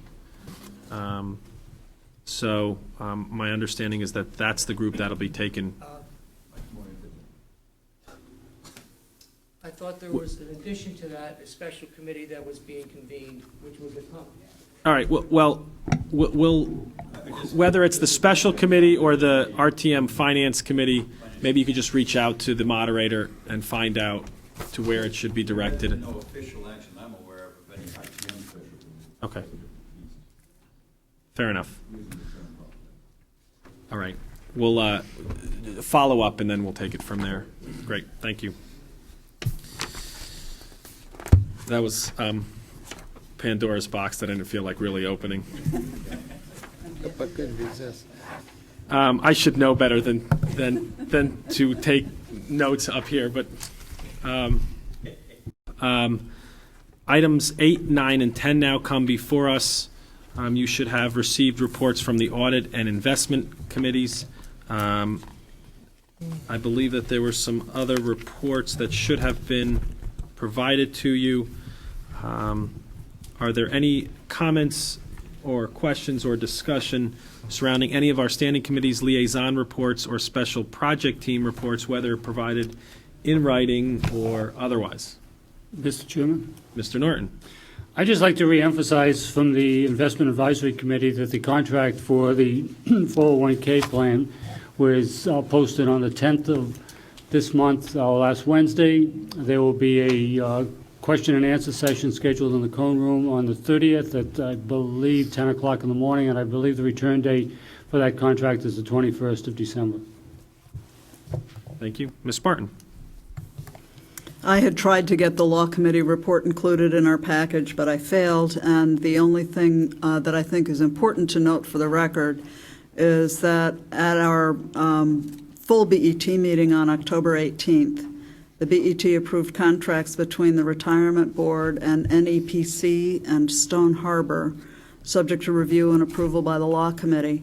At our meeting on November 5th, the Law Committee voted 2-0 to approve those contracts as to legal form, and I think that should be reflected in the minutes. Eventually, you will get our minutes of that meeting. But. Okay. Further discussion or dialogue surrounding these reports? Hearing none, item 11 now comes before us. As you can all well imagine, it's really full swing in terms of the 11-12 budget cycle. The Board of Ed, the superintendent presented his proposed Board of Ed budget. Last week is actually, in fact, the same night as our Budget Committee. And the Board of Ed also approved the capital budget, approximately $38 million, with 28.8 of that going towards the musical instructional space and auditorium project. During this past month, or since our last meeting, the CIP held a public hearing, and true to form, and as projected, less than 24 hours after the vote of the RTM sense of the meeting resolution, a vast majority of the participants who spoke at that meeting were in favor of certain projects, the spending of dollars and requesting appropriations. And by my count, it was about 1.5 speakers who spoke for essentially tempering our capital budget and for making sure that we kept in line and consistent with the sense of the meeting resolution. So I don't know what that says, except it certainly showed that from a public hearing perspective, not much changed as a result of the RTM sense of the meeting, although it was discussed at great length after the meeting. The assessor also held a public hearing somewhat disappointed in terms of the numbers of citizens that attended. There were some representatives from the RTM there. There were several members of the BET, but if you take those two groups out, there were only a less than 15 citizens who, unless I just didn't recognize the fact that they were on the RTM, simply represented either homeowners associations or their own individual properties. Hopefully, or I guess instinctively, that number will increase exponentially. I will remind the public that the meeting is November 29th to hear a further presentation after the notices are sent out. So that's November 29, 7 p.m. at the Cole Auditorium. I encourage all the BET members to attend that meeting because I think it's important for us to know exactly what people are saying. Clearly, the balance of that meeting is to make sure that questions aren't solely relating to one's particular property, but that the questions are framed in a manner in which that the assessor can address it for everyone. Because if one person has a question about a particular item or assessment, then normally that other people have that same type of question. I thought Ted did an excellent job with that, and I think that most people had a great deal of questions answered and have a better understanding, and you hope that they then take that information out to their neighborhoods and associations as well. I spoke before the Rotary last week. They simply wanted to get an update as to where we are currently with our budgets and the projection for 11-12. I talked briefly with them about our draft guidelines. That's always a little difficult to do, seeing how they're draft. But I told them, and I think you've heard me say before, as much as I appreciate the extending out of the guidelines from September to October to allow us enough time to digest them and make comment, this year in particular I think is an exception to spread it out again until November. That was mainly due to scheduling changes. My hope is to bring it back to the October timeframe. I think it's just the conversation was a little protracted this year. And last, let me congratulate personally Kathleen on her award as Manager of the Year, and wish her luck in the presentation of that award, and hopefully moving on to further awards and accolades for her work here in the town. With that, item 12 comes before us. There is no old business, although arguably our guidelines are, but I guess because they're new, 11-12, we've put them under new business.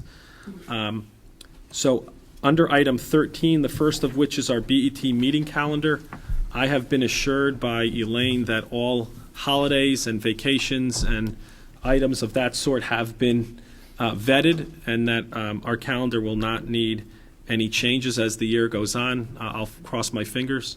But with that, can I have a motion to approve the BET meeting calendar, which includes the Budget Committee, the Audit Committee, the HR Committee, and all of the Budget Committee budget sessions and public hearings? So moved. Second. All those in favor signify by saying aye. Aye. Opposed? Abstention. Okay, thank you. Approval of the Finance 2011-2012 Budget and Operational Plan. For that, I'll call on our Budget Chair, Mr. Mason, who I know took this up last week. Thank you again. Yes, the Budget Committee did meet with Controller Minarski last week to go over the details of his budget submission and operational plans. I think we came up with about 3 or 4 changes which were adopted, and the Budget Committee would recommend that being approved by this body 4-0. Moved by Mr. Mason, second by Mr. Simon. Discussion. Once again, put on your appointing authority hat. I'll also take this time to remind you that in the month of December, fingers crossed, maybe toes crossed as well, Ms. Barton and I hope to have before you our evaluations of the comptroller and the assessor. And so keeping that appointing authority hat on, we hope to be able to take this up in December. If not, it'll be in January. And that's under the new plan. So if you've been under the assumption that we're going to use the old evaluation system It's under the new Hay valuation system. These are the two employees that are outside of the normal fiscal year process. Further or any discussion on the Finance Department's budget and operational plans? Ms. Tarkington.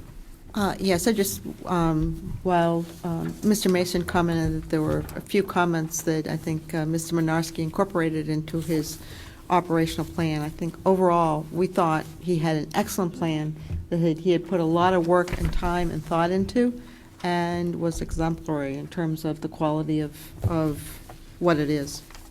I did want to make that comment about it. Thank you. Further discussion? All those in favor signify by saying aye. Aye. Opposed? Abstention. 11-0-0. We already approved the assessor's budget and operational plan. Before us are the OPEB assumptions. Am I calling on Mr. Pellegrino or Mr. Norton? Mr. Mason? This is the Budget Committee. All right, Mr. Mason, our budget chair. The Budget Committee took up this for the OPEB assumptions, and the theory here is that we're mirroring the image of what we did on our pension forecast for the upcoming year. It'll be a mirrored language, and we approve the resolution 4-0. Moved by Mr. Mason, second by Mr. Simon. Discussion. I'll just say a couple of Mr. Mason. Mr. Simon. I think this will be, the third year in which we produce an OPEB actuarial report for the trust. And each year we go through and we try and improve the level of the assumptions, the accuracy of the report. As we looked at the report this year, we saw that we didn't have an asset corridor, an asset smoothing corridor. We didn't have a 5-year smoothing of recognized gains and losses, and we didn't have an amortization period. And I think in order to have an actuarial report that we're willing to fund, I think it's helpful to have similar assumptions between the defined benefit plan and the OPEB report, and this is why these 3 changes were recommended to be approved by the BET prior to the actuarial report being produced next month. Further discussion. All those in favor signify by saying aye. Aye. Opposed? Abstention. 11-0-0. Okay. So the last substantive matter comes before us, approval of budget guidelines for fiscal year 11 and 12. So let me just run through the process that we'll go through tonight, whether we've done it in this fashion before or not. I believe this is at least been our practice. The guidelines that you have before you should read fiscal year guidelines draft 9, dated November 12th of 2010. Any amendments to what I'll do is I'll take them under their headings. So, for instance, introduction, and then guidelines and guidance, then spending level, and so forth and so on. If you have an amendment, I will recognize you will ask for a second. Unlike the RTM that does not allow amendments to amendments based primarily on their size, historically we have allowed that. And so if someone offers an amendment based on amendment that's before us, first I'll ask the initial moving BET member if they consent, and then the person who seconded the amendment. And if there's consent, then it'll just be adopted and become part of the original motion to amend. If there's not, there'll be discussion on what I call the sub-amendment, and then that'll go to a vote, and then we'll take up the original amendment. And we'll proceed based on these headings. And then after we get through all of the headings, and as we move on, I'd ask you not to go back once we finish with a particular section. At the end, I will simply ask for a vote on the amended guidelines, if there are any amendments. And I will also provide opportunity at that time if people have comments surrounding the guidelines, the amended guidelines, or what have you. So don't fret if you don't know exactly where your comments fall, but you do have some comments regarding the guidelines as a whole. You can certainly wait until the end, and I'll allow time at that point for comments. Okay. So with that, Ms. Barton? Will you accept comments as we go through the sections, or would you prefer that we hold comments on individual sections to the end? It's up to the individual people. I just ask that you not be redundant. Okay. Okay, so with that, let me start with the introduction. Is there a motion? Are there any amendments being proposed relative to the section entitled Introduction? Ms. Barton? I have one comment and one amendment.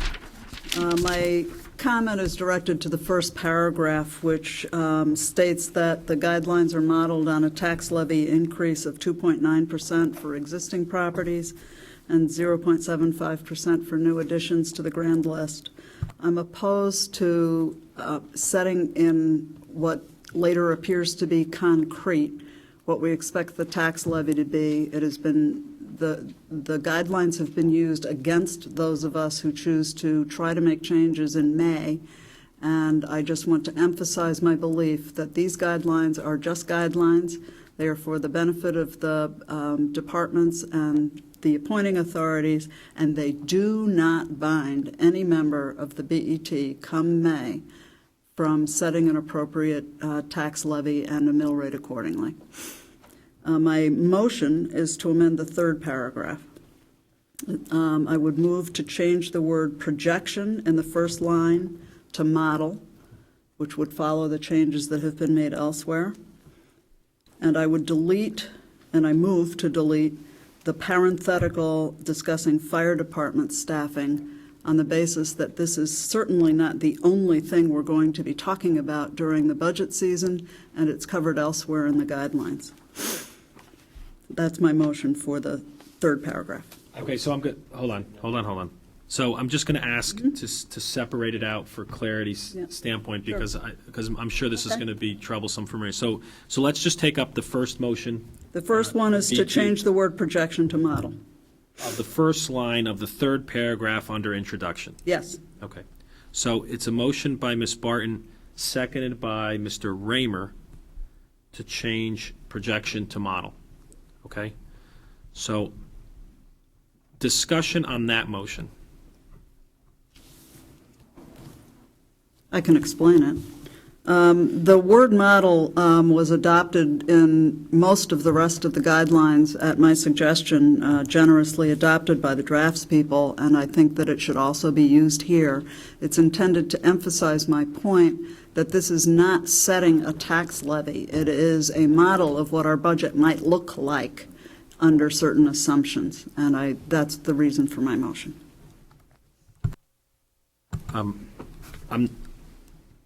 I think making the change is appropriate relative to the change that was made previously from projections to models. Although, so that I'm clear, I do think that while 2.9 doesn't bind the BET or members of the BET, I do agree with that statement. But to the extent that it certainly forecasts where there's an expectation, I think these guidelines, in fact, absolutely do that. And so I don't consider the change from projection to model to change the language in the first paragraph at all. But I'm supportive of the change from projection to model. Further discussion? Okay. Mr. Campbell. You know, I guess it's awkward now because we're having commentary as well as discussion on specific amendments at the same time. So I'm not quite sure how this is going to work out as we go through it. But it would seem appropriate now. I, too, don't have a problem with moving to model. But I think it's very important that we have a targeted tax increase number. I think it's very important that it be less than 3%. I think that responds to the economic reality of this town and of taxpayers in town. And so I'm very happy that it's in there and that it's staying in there. Further discussion? Ms. Tarkington. Along the same lines, even using 2.9 criteria. I'm sorry. Along the same topic, the 2.9% proposed tax levy increase, I think at about the same time as we did that, there was a gap in the budget of over $6 million.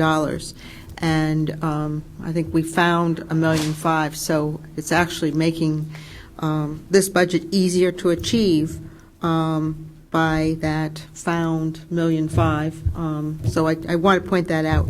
The other thing could have been to reduce the 2.90, but I think many of us were working to make sure as many of the BET members support this particular guidelines, and although we may want something lower, are amenable to holding the group together. Further discussion? Okay, so just on the motion to change projection to model, all those in favor signify by saying aye. Aye. Opposed? Abstention. All right, so 11-0-0. We're off to the races. The next motion, Ms. Barton, if I can just to try to speed it along, it's a motion by Ms. Barton to eliminate the parenthetical in line 3 of paragraph 3 under introduction, e.g. fire department staffing. Correct. And second by Mr. Raymer again? Yes. Okay. Discussion on what is motion number 2. Mr. Simon. Yeah, I think we should include it here. I think even though it's discussed further on, in the introduction it provides at least some depth and context of at least one major new spending initiative, and one which could clearly be the most expensive for the town. I mean, it may not be the only one, but that's one example, and I don't think anything that provides extra depth or context is necessarily bad, and I would suggest we retain it. Further discussion. All those in favor of the motion to eliminate the parenthetical signify by saying aye. Aye. Mr. Finger, did I hear you? 3. Mr. Raymer, Ms. Barton, and Mr. Huffman, 4. All those against? Raise your hands, it just makes it easier. 1, 2, 3, 4, 5, 6, 7. No abstentions. That fails 4-7-0. And Ms. Bocino, stop me if you need me to change anything. Okay. Any other amendments to the introduction? Hearing none, we'll move on. Guidelines and guidance from the BET. And that goes over into page 2. Any motions or amendments? Ms. Spartan. On page 2, in the second line, there is a phrase, will ease pressure on future budget increases. And I move to amend that to say, on the budget. Simply adding the words. No, taking out future budget increases and saying the budget.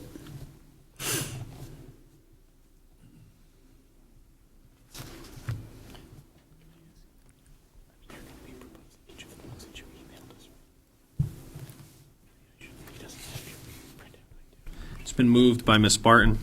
Is there a second? Second by Mr. Finger. Discussion. Hold on, Ms. Barton, and then Mr. Mason. No, Ms. Barton first, and then Mr. Mason. Sorry. I'd like to explain the reason for my proposed amendment. I don't think we should be talking about future budgets in the guidelines for this year's budget, and I'm comfortable with the rest of the sentence, but it should be limited to this year. Mr. Mason.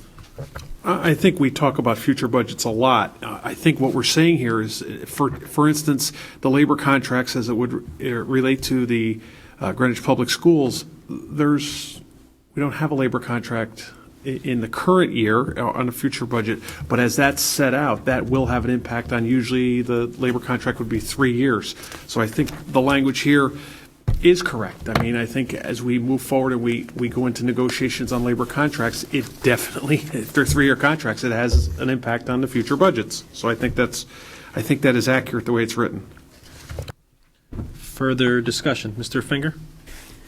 In anticipation of a motion that will be made later for this section, I think it might be consistent if the phrase that Ms. Barton is suggesting we take out is future budget increases. So I think, again, anticipating a motion that will be coming later on, the assumption that there will be future budget increases really does not have any play in these guidelines, which, as Ms. Barton indicated, is talking about this year's budget. Further discussion? So we're in the middle of, assume you recognize me. Why not? Mr. Simon? Thank you. So a future budget is the one for next year. We're in the middle of many negotiations, and this year I believe 4 contracts we're negotiating currently. And how those contracts turn out, the ones we're negotiating today, will impact future budgets, including next year's budget. It's not some distant budget, but 11-12 is a future budget. Current contracts are current contracts. I think this is a very important part of the understanding of what goes on to make up the entire budget and what the town should be doing. Mr. Huffman and then Ms. Barton. I guess part of my problem. I guess part of my problem is the presumption in the word increases, and perhaps Ms. Barton would accept an amendment to hers to simply take out the word increases rather than future budget. I was going to suggest instead changing it to adopt Larry's point to say ease pressure on the fiscal year 12 budget. I think that's what we know we're talking about, but I'm happy to make it explicit. Well, the motion before us, before we go down the road of wordsmithing too far, is we have in there obviously on future budget increases, and Ms. Barton's and Mr. Finger's motion is to change that to on the budget. Okay, so that's what's before us. Okay. Further discussion? All those in favor of the motion to remove on future budget increases to on the budget signify by saying aye. Aye. Ms. Barton, Mr. Raymer, And Mr. Finger. and Mr. Finger? Opposed? No. Abstentions? So I have 3-8-0. Is that right? Okay. Further motions to amend guidelines and guidance from BET. Ms. Barton. I have a question that I think really should be answered for the group. I've had discussions with the drafters of the guidelines about it, but we are assuming that we are going to eliminate the $3 million contingency from the budget next year, and it's going to be rolled into fund balance, and then the budget as drafted presumes that that money will get spent on something. And I would like to have on the record an explanation as to why the drafters of the guidelines think that's appropriate.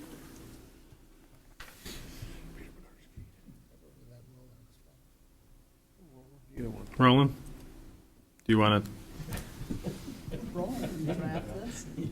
mean why we're taking, why there's no contingency in tax levy next year? Right. Because we're anticipating a fairly significant fund balance. And to the extent that we don't use the entire fund balance in the mill rate calculation, we will have fund balance at the end of the year. Why don't we have contingency? We could tax for it. It would increase the fund balance above what we get by increased revenues and lower spending. The question is, why don't we take some of the fund balance and create a contingency? Well, that's one of the same. Maybe I'll ask. There was an argument made that we should be having more fund balance and no contingency, because this is how bond rating agencies look at us. So we eliminated the contingency, put the extra money into what is fund balance and not a contingency. And that's what we've done. And in practical terms, from a town's point of view, they're one and the same. They're identical. You can use fund balance, you can use a contingency to appropriate new funds.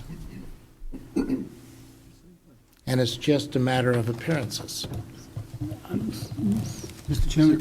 Mr. Norton. I believe it's a little bit more than that, Larry, because the rating agencies look at a contingency as a line item.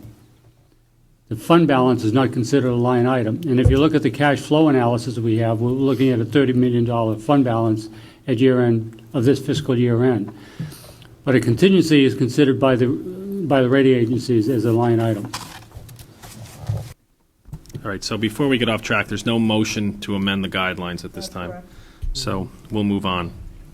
Further amendments to guidelines and guidance from BET. Moving on. Spending level and fiscal year 12 budget development. And that's just that one paragraph. I'll then, the next section will be spending guidelines. Okay. Spending guidelines. Any motion to amend? Specific department issues. And again, I'll go through each one individually. Grants, special funds, programs, and benefits. Board of Education. All town departments. The Nathaniel Witherell. Capital. Mr. Huffman. I had earlier suggested replacing the fifth paragraph, that is, last paragraph appears in full on page 5, with material that I circulated to members of the PDT some time ago and again today, and I would move to replace the existing paragraph with this two-paragraph amendment. Okay. So just so that everybody's clear, it is on page 5, draft 9, last full paragraph that begins, the BET has reviewed, correct? Yes. And replaced with a two-paragraph statement. Yes. Okay. I think for clarity, I know there might be some groans to this, but I would appreciate it if you put that, if you read that two-paragraph statement. I think it's important for the public to understand what it is that we're talking about, as opposed to simply talking about some two-paragraph statement. Certainly. This is the paragraph that's currently there, and this paragraph discuss conceptually the financing model for capital financing. What I've proposed in place of what is there now reads as follows. The BET has reviewed several financing models and will continue to prefer shorter-term financing for most capital projects. The BET will, however, continue to explore other financing models, including longer-term financing in this extremely low interest rate environment, to achieve the best possible combination of funding choices for critical capital improvements without requiring tax increases in the next few years that are significantly higher than has been followed in past years. The BET is mindful that the failure in past years to fund essential capital maintenance and improvements has led to greater expenditures in subsequent years, often incurred on an emergency basis, and has deprived the town's citizens of important public facilities which were needed.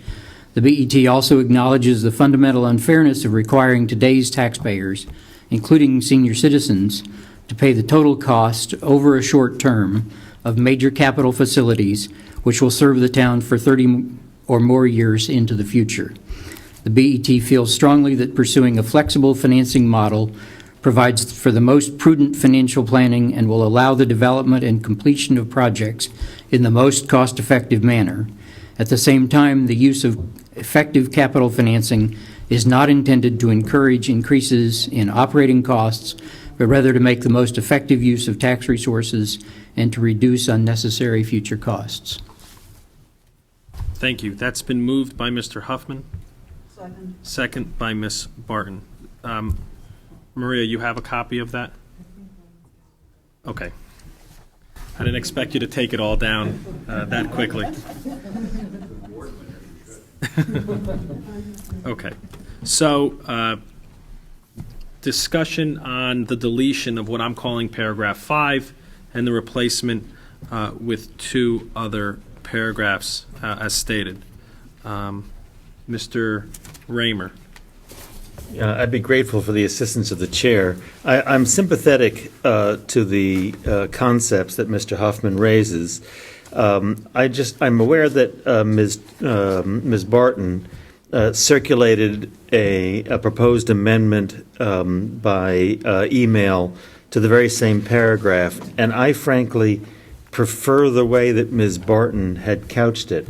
I wonder from a parliamentary standpoint if there's a way for us to address the amendment which I believe Ms. Barton is about to propose in lieu of this. Depends on what happens to Mr. Huffman's amendment. Well, that's exactly my point. I would rather see the body deal with the amendment that Ms. Barton is going to propose, because I think it's a stronger amendment, and it would change how I vote on Mr. I don't want to vote down Mr. Huffman's amendments if we're not going to adopt Ms. Barton's. Is there a way for us to address that, Mr. Chairman? Ms. Barton seconded Mr. Huffman's motion, so I think we just have to it's not easily amended through just saying it's either Ms. Barton's or Ms. Huffman. So I leave it to the three of you to decide which one goes first. If Mr. Huffman wants to withdraw his based on those comments and take up Ms. Barton's first, so be it. If not, we're going to proceed on Mr. Huffman's amendment, take that to a vote, and then if Ms. Barton wishes to make hers, then she can. Would you allow it? I think the best way for us to proceed is to continue with this amendment, and then I will certainly be willing to listen to Ms. Barton's amendment as well. Fair enough. So before us is Mr. Huffman's motion to delete paragraph 5, replace it with 2 paragraphs as stated, second by Ms. Barton. Comments by Mr. Raymer. Further discussion on Mr. Huffman's motion. Mr. Campbell. Just on one item, I don't have a copy of Mr. Huffman's amendment before me, but there is some language about possible unfairness towards seniors today, of asking them to pay in full or over a 5-year period of time for projects that benefit Greenwich residents for 30 years or 20 years, or whatever the time period might be. But of course, we are all collectively the beneficiaries of not being saddled ourselves with long-term debt from previous generations. So I'm not sure that there really is an unfairness in that. I think that we're better served by paying for projects on a more timely basis and not getting into a lot of long-term debt for all of our projects. I think that's really the fairest way to continue to finance capital projects. Mr. Simon? Take the opportunity to quote my friend Mr. Lash, who is not here physically, but in memory, who said, one of the main arguments against long-term debt is that if you're not willing to pay for a project, you shouldn't ask others to pay for it. I think that we should only undertake those projects which we're willing to pay for in our tenure here and not burden others. And as I said before to others, that one of the things you get out of the capital investments we make is giving that gift to the people that move to the town. They have greater amenities, and they have no debt to pay for it, and that is reflected, hopefully, in your property values. And it's a gift that you give to the future generations. Further discussion on Mr. Huffman's motion to replace. Mr. Huffman? I would simply note that what we have done in the past, in a number of instances, in fact, is not to enjoy the investments and payments of those in the past, but to suffer the consequences of having failed to make the capital investments that we should have been making. I remember that we spent days with the entire area around Greenwich Railroad Station essentially shut off because we hadn't dealt with the deterioration of the sewer system and main sewer lines that ran through that area. We have not made in the past the prudent investments that we should have made, and one of the reasons has been an effort not to incur the costs that those would require if you paid for them with current revenues or on short-term borrowing. Short-term borrowing in this environment does not make good economic sense. We are in an environment in which it would be prudent in the view of most people who do public financing to go to project financing that is related to the expected life of the facilities that you are intending to finance. And it is, I think, not only prudent from the standpoint of borrowing costs and spreading out the payment structure, but it's also prudent in terms of the ability to today finance projects at more favorable construction costs than we could have in the past or that we might be able to in the future. And I think we should try to maximize our ability to do the essential capital projects that we have before us. Further discussion? All those in favor of the Huffman motion to delete paragraph 5 and replace with 2 other paragraphs as stated, signify by saying aye. Ms. Barton, Mr. Huffman? Opposed? No. 8, 9, 0. Thank you. 290, thank you.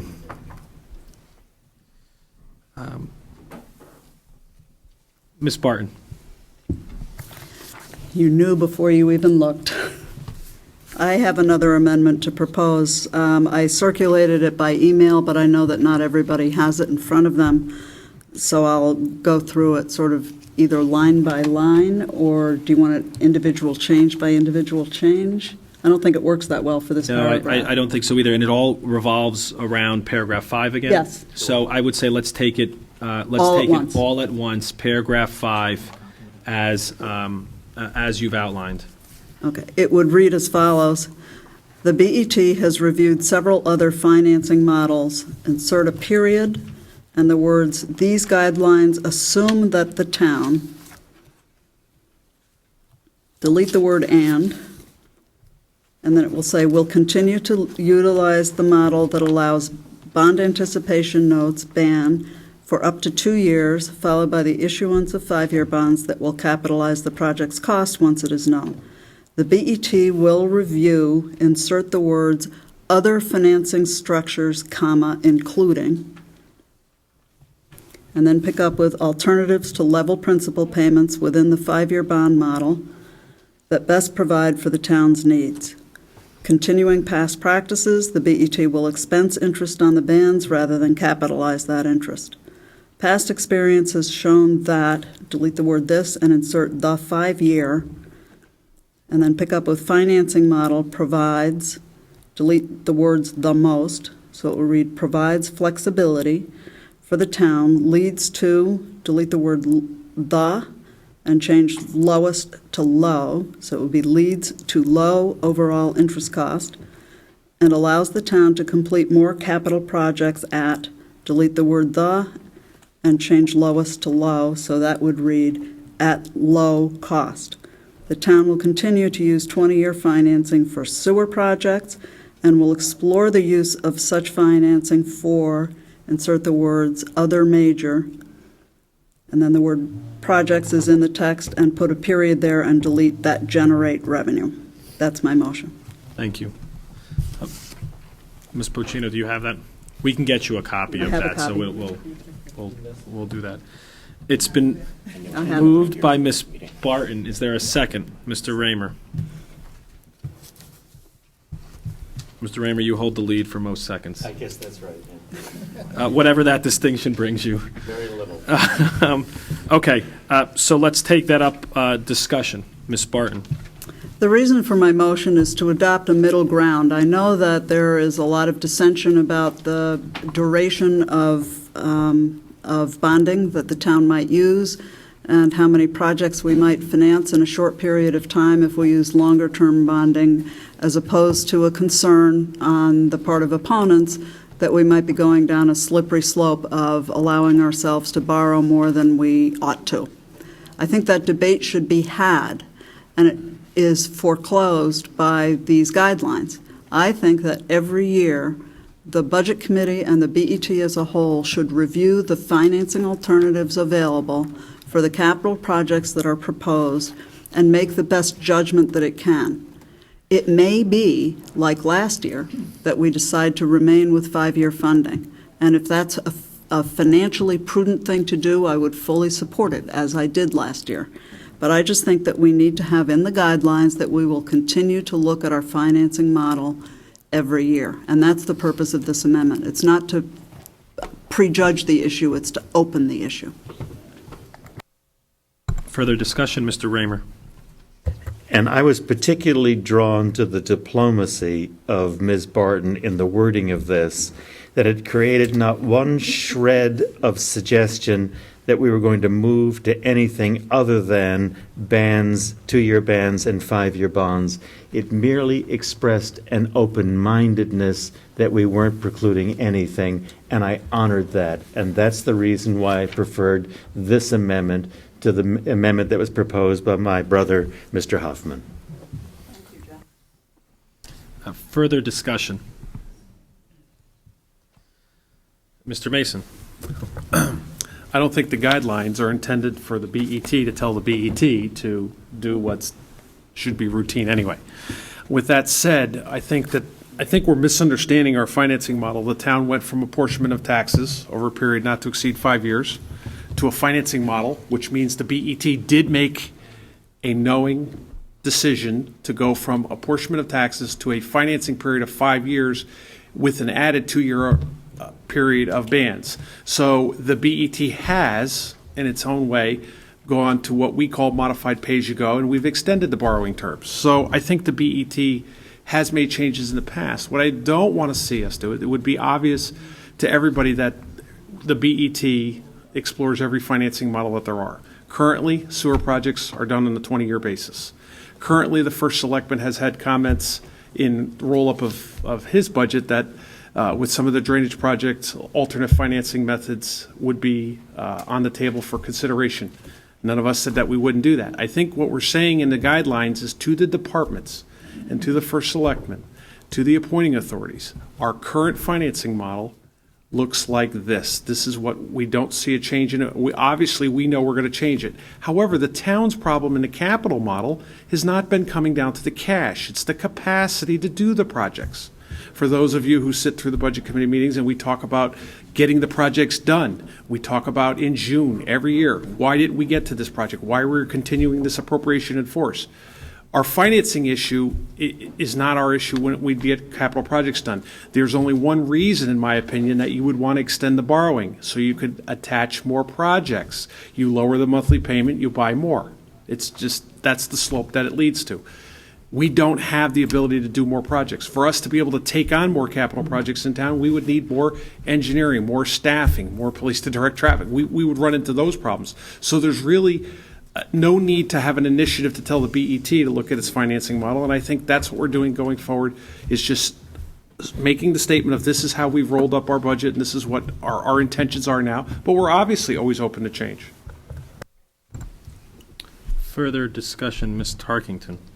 Yes, I think Mr. Mason pointed out some critical points here. Also, that this particular paragraph allows the town to consider some alternatives that it hasn't yet done, such as explore the use of such financing for projects that generate revenue, and as an example, at Nathaniel Witherall. It also, I think, I want to come back to a point that Mr. Mason said. You know, we used to basically tax for our projects, and we were financing them over a 5-year period with an average, duration or average life of 2.5 years.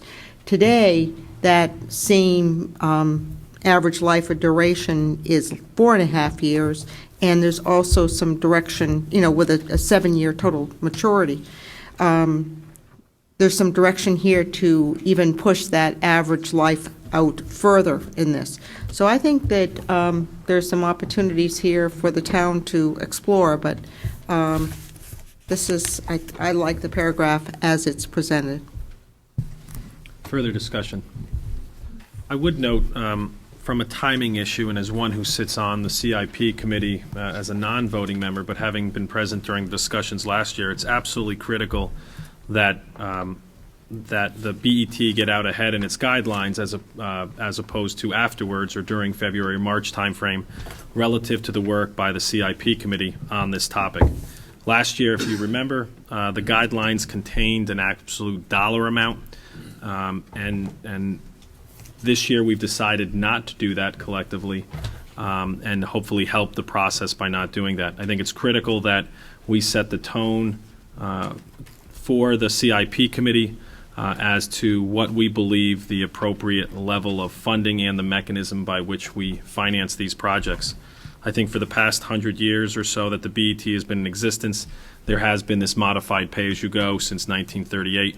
It instills a level of fiscal discipline that has served this town well.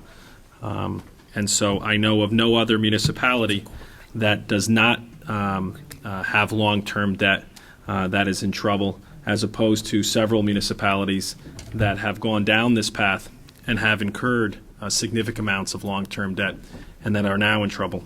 We don't have to look very far from our own borders to see that. And so I am in favor of keeping this. I'm in favor of telegraphing our intentions to the first selectman prior to the submission of the CIP projects over the course of the next several months. Further discussion on this item. All those in favor of the Barton-Raymer motion signify by saying aye. Aye. 2? 3? Sorry, Mr. Huffman. Opposed? No. 8-0. 3-8-0. That motion has failed.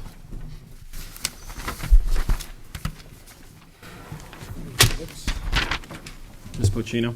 That's the change. Okay.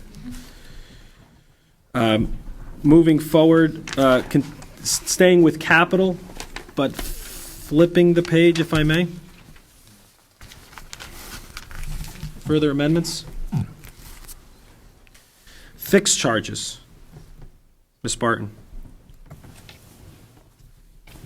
I move under fixed charges that we amend the second sentence to delete the words, "This increase is misleading because," and insert the word "since."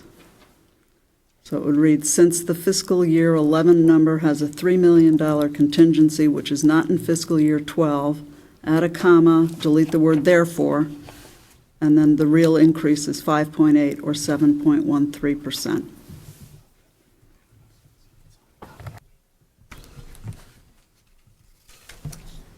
Is there a second? Second by Mr. Finger. Discussion. Mr. Simon? Yeah, I think actually the since works better, although I'm not in favor of combining the two. You have to if you start with since. Right, you can write, "This increase is misleading since the fiscal year 11 number has a $3 million contingency, which is not in fiscal year 12. That reads much better.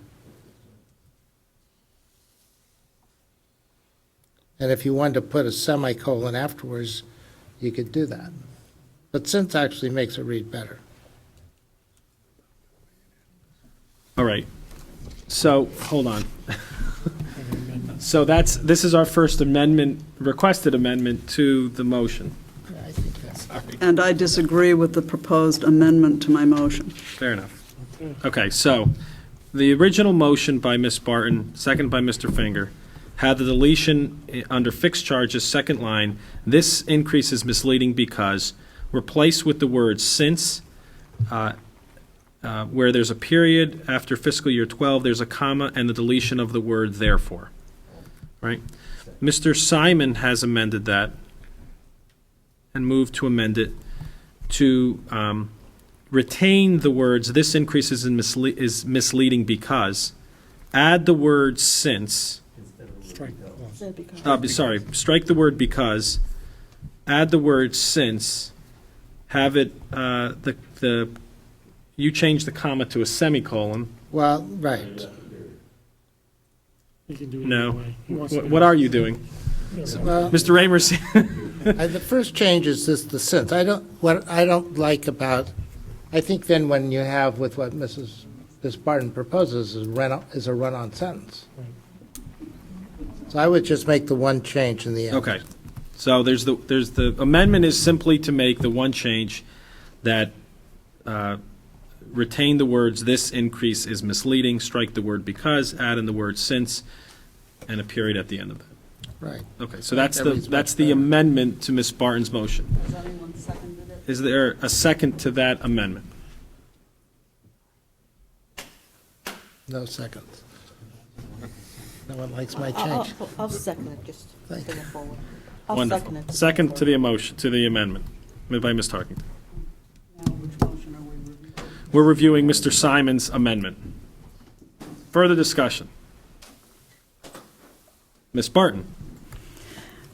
The reason for my suggested change and the reason I oppose Mr. Simon's suggested change is I don't believe that the BET should be characterizing the budget guidelines as being misleading. The numbers are what they are, but they're not misleading in any way, and the purpose of my motion was to eliminate that word, whereas the purpose of Mr. Simon's motion is to leave it in and change because to since.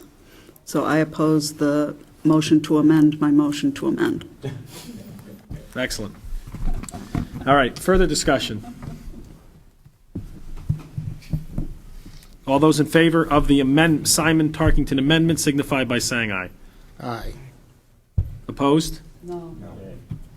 1-10-0. That amendment has failed. Back to the original motion to amend. The motion by Ms. Barton, second by Mr. Finger. Further discussion? All those in favor signify. Yeah, Oh, sorry. I just wanted to point out that the language that Ms. Barton is suggesting, in my opinion, makes no real substantive change in what we're saying, but it, in my opinion, and apparently in Ms. Barton's opinion, reads better. Can we read it one more time? Please. This increase, it'll read, since the fiscal year 11 number has a 3 million contingency, which is not in fiscal year 12, the real increase is 5.58 million or 7.13%. The sentence starts with the word since? Yes. Yes. Wow, I think I missed that part of it. All right, since this, well, I didn't grasp that part of the change. Okay. Sorry. All those in favor of the Barton Finger motion signify by saying aye. Aye. Raise your hands, please. 1, 2, 3, 4, 5, 6, 7, I'll make it 8. 8. Opposed? 2, 0. 8-2-0. That carries. 8-3-0. Sorry, Mr. Norton, I didn't catch you. 8-3-0. Okay. Thank you, Mr. Chairman. Any further on fixed charges? Budget calendar. Thank you. Annual operation plans. Budget calendar. Capital threshold levels. Revenues. Budget schedule.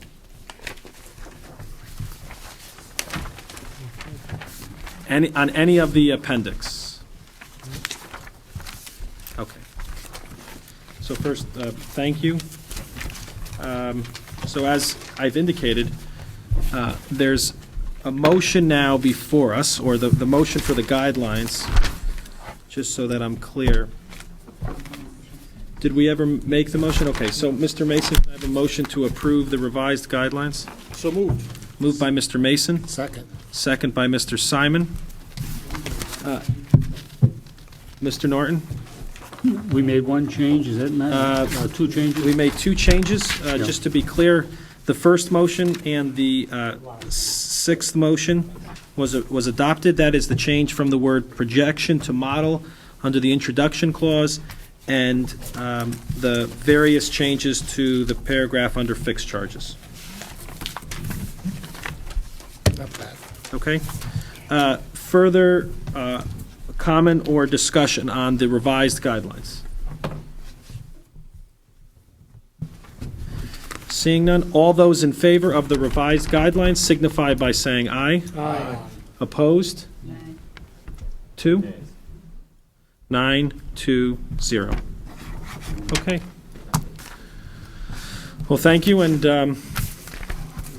we'll continue with the process. Hopefully, it's not. Once again, I apologize for the 1-month delay in this, but I think we have an excellent product here going forward. Item 14 now comes before us. The minutes for October 18th. Do I have a motion? Moved by Mr. Raymer. Second by Mr. Simon. Discussion. All those in favor signify by saying aye. Aye. Opposed? Abstention. One abstention. One abstention, Mr. Mason. 10-0-1. Thank you all. Have a good evening.